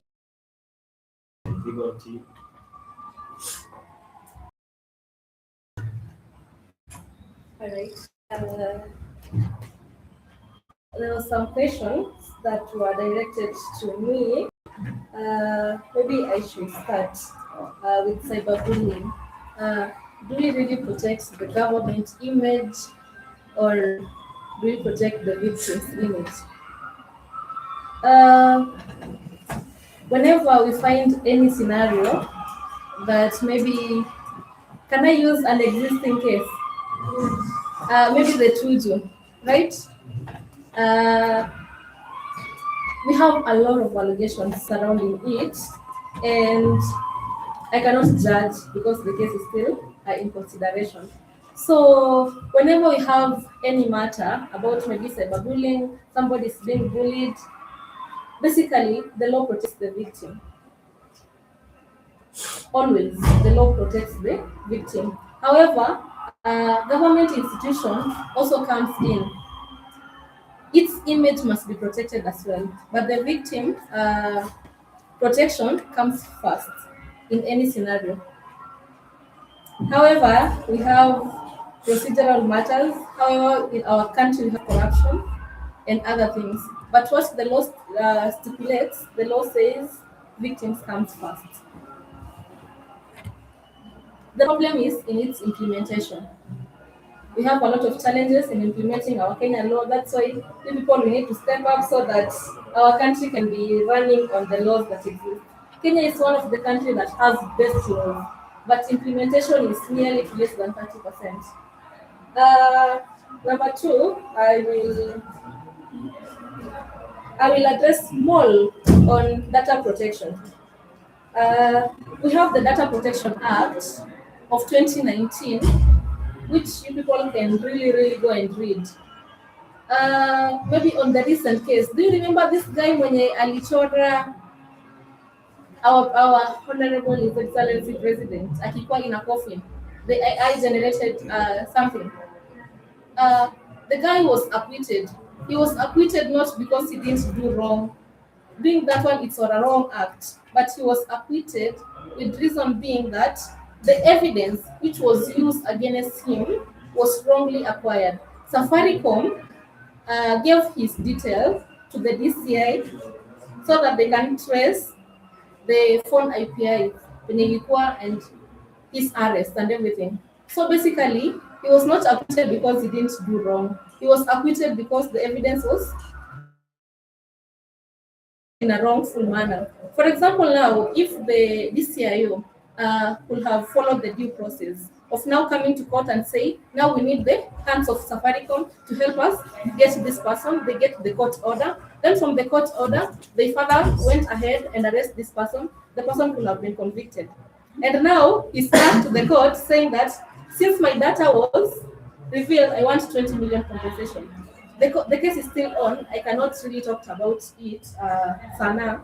However, the case is having a likelihood of succeeding because Safaricom is prone to exposing our data, and that is how we mostly are being surveilled and being captured anywhere we are as long as we have smartphones. That one is clear. Okay. Then the other one, Mwalimu has really discussed it here about public institution where you are forced to record your information. Recording information is good and bad. Then maybe I note that living in a third world country, privacy is like an illusion. Because now when I have my gadget here, see I'm Lydia. After if I'm not online, this phone and my ID number, and you register the number, it will be traced back to Rongo University where I am. So basically, that is a problem that maybe our government needs to do something about it. Because of late you've seen, we have the health deal signed between Kenya and, so you've seen that. So basically, it's good in this way. Kenya can look at it during research and say, let us have information of all the patients in Kenya.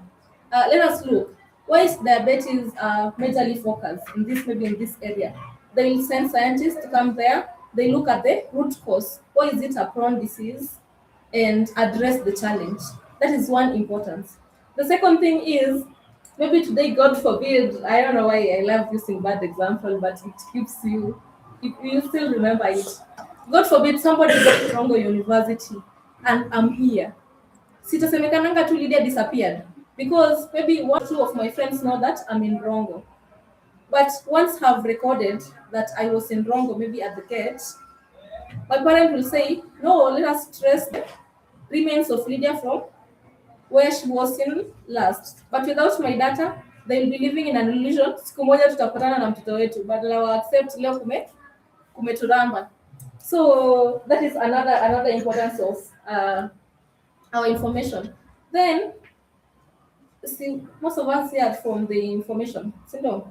So in your online thing, we know how to ensure that our blueprint in the internet unaiweka vizuri in terms of password, changing and entire things. You know all these things.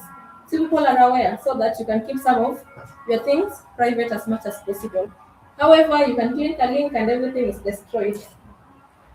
Then the last one about regulation of AI. Maybe I note this, that can you regulate something that doesn't exist? Like, unaweza regulate kitu exist? So in the legal sphere is really getting a hard time because technology is really growing very fast and law is trying to catch up. Unafuata mtu anakimbia. You see that? So the AI first gets out there to the world, it's being used because now it's an innovation. Then the legislators and the lawmakers will come and say, no, this thing, ikiendelea kutumika hivi, it will impact to the other side, the wrong side. So we need to regulate it so that our students in school can learn and also we can protect the image because there is another case trending. You know Sora for ChatGPT. I guess now imetolewa, it's been dropped. There was a case lodged about Sora. I guess wanataka to delete some evidence. So that is how AI is really moving and people are trying to juggle around with regulation. But now the regulation on AI is almost trying to reach their auto technology really running faster than the lawmakers. But we cannot evade technology, it's with us. So we try to live with it and protect ourselves from getting into the wrong and also protect our safety. So we need just to learn the tactics and survive, right? Yeah, because utapata there is where the law does not stipulate anything. It's gray and you're in the mess. Unaona? So here most probably na kitu umefanya ni mbaya, you will be just be held culpable unless you get your way out easily. Sawa? Is there any other question that I've left out? Oh, then there is another one about consent. We say regulation of consent. There is two precision come to consent. Consent must be clearly and must be stated. So clearly and stated basically means maybe if I'm entering Rongo, it must be within maybe the gate where I must pass. Is equal on the side of the toilet. If that mark waliweka on the gate, because the entrance was with the gate, it qualifies. Kama ukuona ama uliona, that is up to you, because ignorance of the law is not a defense. Okay, thank you. Thank you very much. As we wind up, we are going with our two guests to handle the remaining questions. But I know we have tackled the better part of it. I'll call Mr. Benjamin to handle the. Okay. Good afternoon once again. Okay. I think my colleagues have just tackled more of whatever that was asked, but I will tackle under data privacy. Yeah, the question. Yeah, so under data privacy, I think we need to understand what is cybersecurity and the regulations of cybersecurity. We need to understand the risks of our data. Yeah, and we need to understand on how we can protect our data when it comes on matters concerning internet. Yeah, wangapi tunatumia TikTok? All of us, ndio? Tami niko nayo, usiogope kuinua, niko nayo. So, ujiulize unashanga nini kwa TikTok?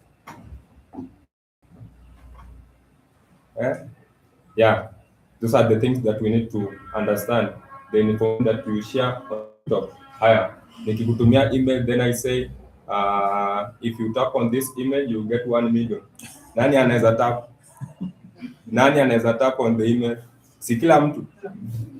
Si hivyo. So, under cybersecurity, unapata some people use some tactics like phishing tactics, social engineering. One of the hiyo ya email ni social engineering. You get that, anakutrick, anajua huyu jamaa anatesekanga na maisha na pesa. So akikwambia 1 million unasema nimeomoka, si unaona? Those are the ways wanatumia. So they use those ways to harvest our credentials. So unafaa ukuwe very conscious na hizo vitu. Haya, another thing is when you are working, let's say in an organization, you need to be aware of your colleagues. Maybe umeamka una receive some phone outside, then umeacha your laptop open. Your colleague ndiye anaweza kuibia the information, then he will use your information to maybe to do some bad things on the internet concerning you. Wewe utakuwa unashangaa, mimi sikushare this information, but your colleague ndio alitumia, so you need to be aware. Yeah, so mwalimu, I think this topic is wide. We need to, it's more of cybersecurity. We need to have another session yenye tunaongelea deep. Sasa tunaongelea about juju. So another thing my sister amesema about using strong passwords. Yeah, see unapata most of us we use one password for all platforms. Unapata unaandika let's say me Benjamin Nemwel at 254. Tena kwingine nikifungua email Benjamin Nemwel at 254. As an hacker nitatumia mine niseme hii password kama if nitatumia what we call brute forcing. So nitakuwa natumia Benjamin Nemwel at 254. If nikienda another account nitasema huyu jamaa isikuwa mjanja, nikitumia the same thing itafungua, unaona? So you need to change your password. Now to create your password you need to use a strong password, 16 characters ikiendelea. So usikuwa unaitumia regular na make sure you change your password. Wangapi wamechange email password tangu create? Unaona ni wanne. Yeah, hatujai change our passwords. Yeah, also you need to be aware acha kushare your information on the internet. When you open something like let's say our brother ametushare something hapo, tukaambiwa share your code. Nani alijiuliza swali, what if nikiweka code something might happen? Unaona hatuna awareness. Yeah, if ukiweka this code, what will happen? Maybe ni hacker anawaambia put in nini, unaona ni kitu ya kujoke nayo, unaona vile joke ya wama, unaona hii information hapa, wewe unaandika tu one time, unaona watu wanaandika one time, but you don't know the side effect of doing. Maybe amechukua our information ameenda nayo, unaona cyber security awareness. So Oyon Daktari, I think naweza tengeneza another forum like this one so that we can come and talk more about cyber security and what are the risks on the internet when it comes to this invention and the cyber security part. Yeah, thank you so much. Yeah, thank you very much. I hope the interim government is noting all the requests from the list. These are some of the things that you start with. So I welcome the ADI team to wrap it up with the question session. As he will be finishing, if you hear for quick conclusion, the interim team and the guest coming from for the photo session, we have to work with time. So the interim team plus the guest will come to the photo session here. Then we also have other programs going to leave. In the next 10 minutes, we have done some things here. So let's leave so that we leave a mark. This is the beginning. Yes. So welcome.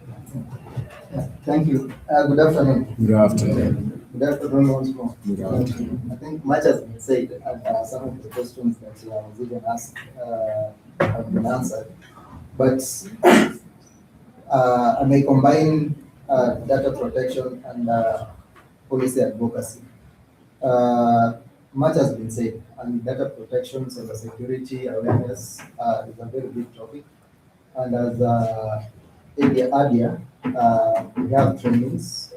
Last year we did a cyber awareness and navigation through the digital space. That is how you can navigate securely through a digital space. And I think we should set such an event here, right? Yeah, we should set such a physical event this year. We'll make sure that happens. So the team organize yourselves, you will come as a big team. So on data protection and policy advocacy, they have given scenarios, right? Data protection starts with you, in short, personally, as an individual.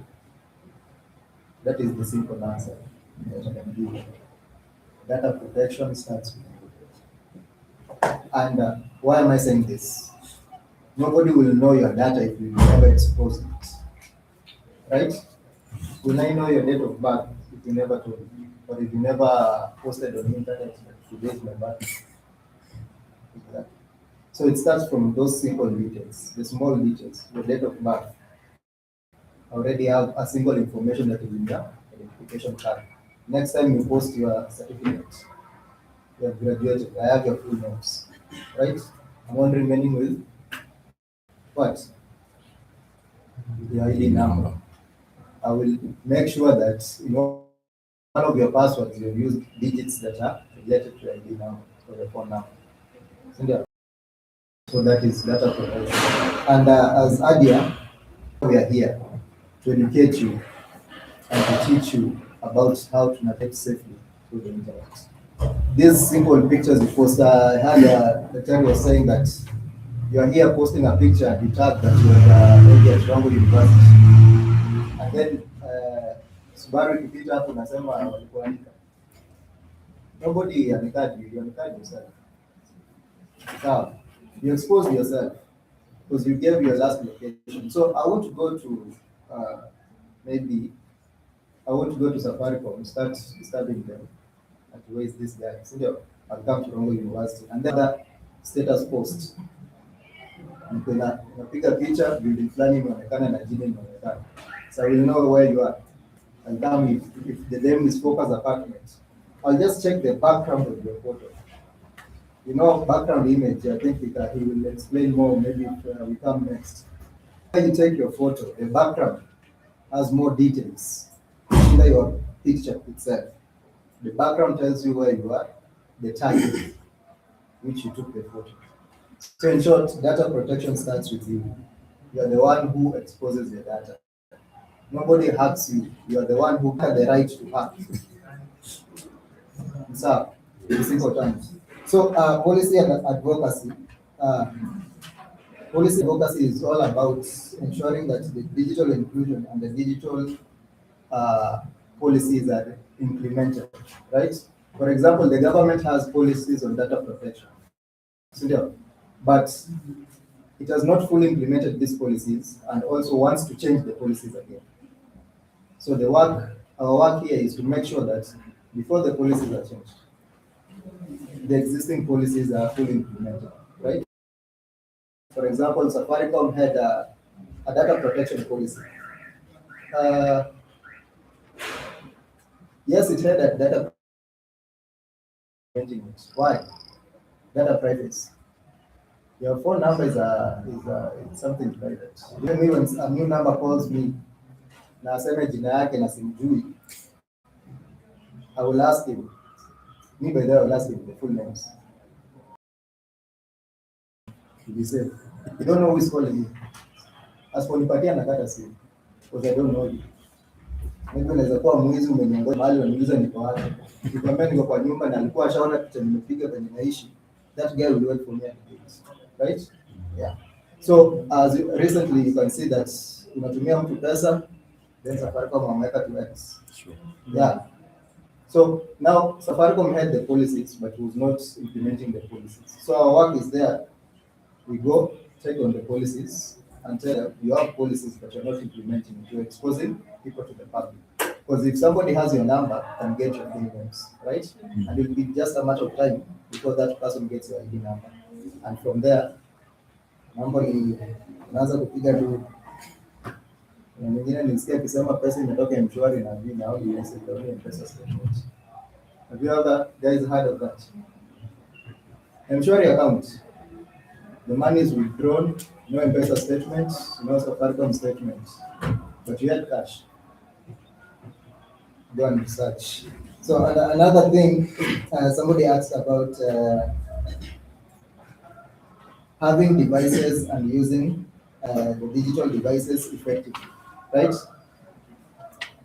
One thing I can say in short, it's all about ethics.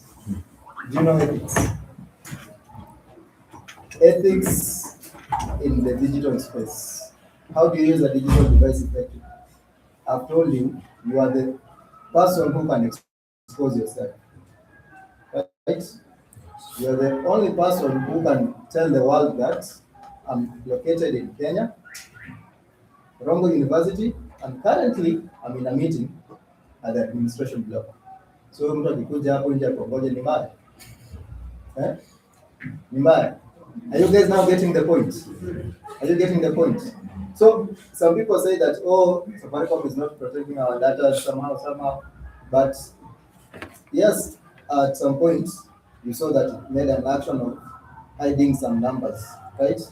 It's also continuing to make some actions of implementing their policies fully, because we find that illiteracy in our country, like these giants, you can say the big fish, they realize that us, the citizens, majority of us, even if we say we have gone to university, the literacy level is still low, right? We're just out there yapping, but don't know what the policy are saying. For example,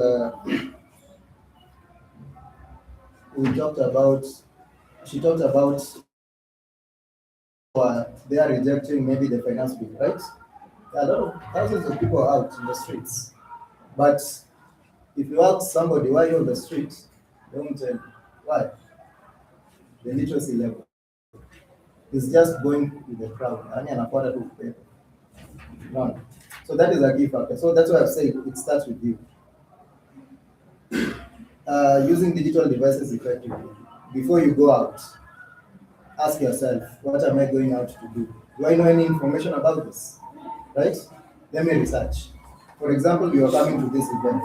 Still, You knew that it's a digital inclusion convention, right? In digital inclusion in Migori County. Obviously, people who are coming are from Africa Digital Inclusion, right? The first thing they will ask me, maybe, am I inclusive? Am I digitally inclusive? So yeah, those are some questions like you should ask yourself so that you can use your devices effectively. Before going even to a certain place, going to a certain maybe event or something. That is the first thing they will ask me. Am I digitally inclusive? Right? Then it's a international organization. They may, what may they, something simple that they may talk about. We may talk about like, do you understand Africa? Do you understand Kenya? Do you understand Migori County where you are? We narrow it down to the root from where you are and scale it up. Okay? So, using a device effectively, I can also say starts from you, your ethics. Maybe I can give an example of this too. He has a device, right? And he has a device. But their definition of ethics, according to him and her, is totally different. He can tell you when akiweka X, that is correct for him. And she can tell you when akiweka T, that is correct for her, right? Those are two definitions. That is ethical for her and that is ethical for him. So the X is correct for him. Yana Joy. That is ethical for him. The tick is correct for her. That is ethical for her. So which one is right? Answer me, which one is right? Who is right?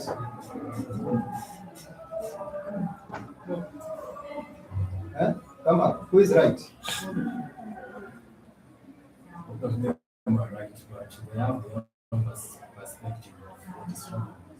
Exactly. Because even walifunzwa. Imagine tungekuja into this world na tufunzwe that the things we term as bad are good and the things we term as good are bad. Sungeamini? Sungefuata hiyo? Exactly. So effectiveness and the ethics depends on you as an individual. Who are you? What is your moral? Okay? Your moral standards will define your ethical values. Are we together? Yeah. So use your device effectively. Like use your device to the maximum capacity. You have an idea, actualize that idea. If you have an idea of maybe starting an online shop, do it. You have a phone. If you have an idea of maybe being a blogger, do it. You have a phone.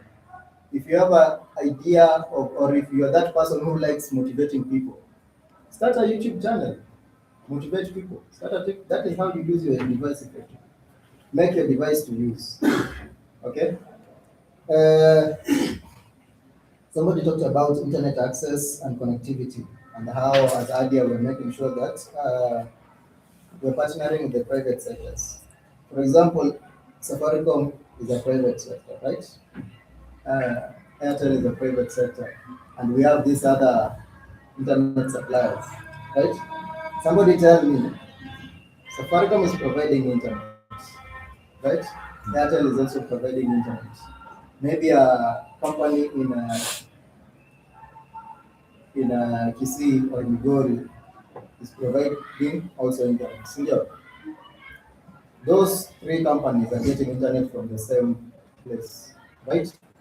Then why is Safaricom expensive and this other one is 15, but Safaricom is 3,000 and the Airtel is at 2,500? Why? All of them are getting internet from the same place. Yes, you may say, oh, Safaricom internet is strong. The Airtel internet is weak. The weakness and the strength of the internet depends on maybe, for those who know about telecommunication or what, you know the boosters and what are they, right? The amplifiers and everything. That is the one factor, right? But this internet is coming from the same place.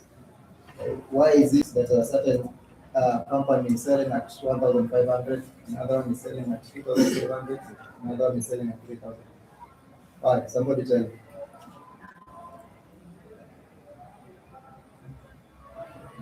I think it's about branding. Safaricom have branded their posts and they are the leading company.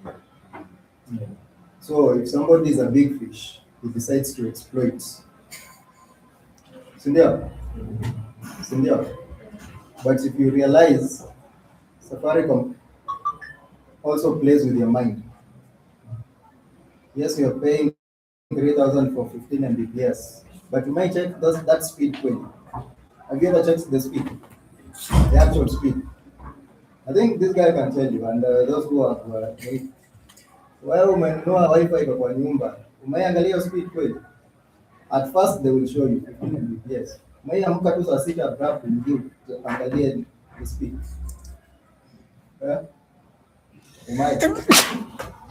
They give you, then wakiangalia traffic yako wanaona wewe ni mtu.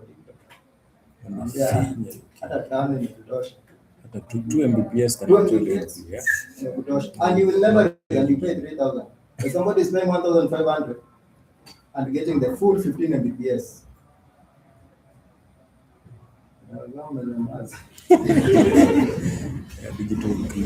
That is the world we are living in, and that's why we are here, to make everything right, to make sure that the policies are implemented correctly, everybody gets a fair share. Sure. That's why we are here. Okay? And for the team, that is what now we need to make sure that our community, our county, our country, and Africa at large, people are in the same space. We don't want a continent whereby in the next 10, 15 years, people living maybe in towns or in small towns, cities, have a very big gap. We can say that the poor and the rich, like there's a big gap, like Tambufikie ule, mbali sana. It only starts with digitalization. So sanitize yourself in the digital space and help others. So I think about those points that I've said, and you realize that we need to wake up and make Kenya a better place. Thank you. Thank you very much. I think the session has been good, but most of us have not asked the question, but I know we have the questions. Maybe if you have a burning issue or question, you can just write it in a paper and direct it. Or tell instruct us to whom we are directing it to, then we will find a way to answer it. Because we are going digital.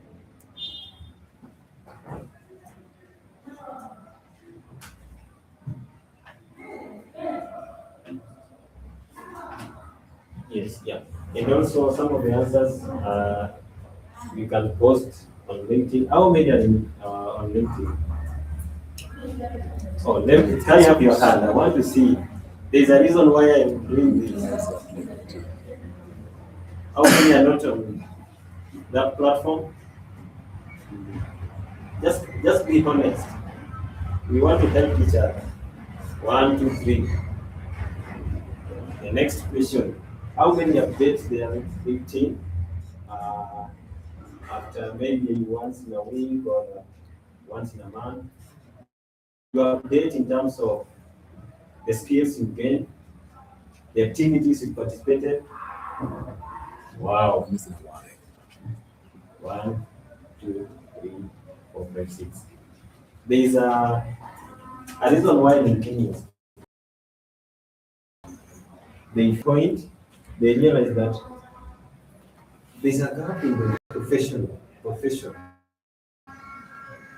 Those professionals, they don't have somewhere to share their skills and portfolio, but they are not professors, they are not doctors, you see? But they are professionals in industries, but they want to share their projects. But if you are a lecturer, or you're doing your PhD or masters,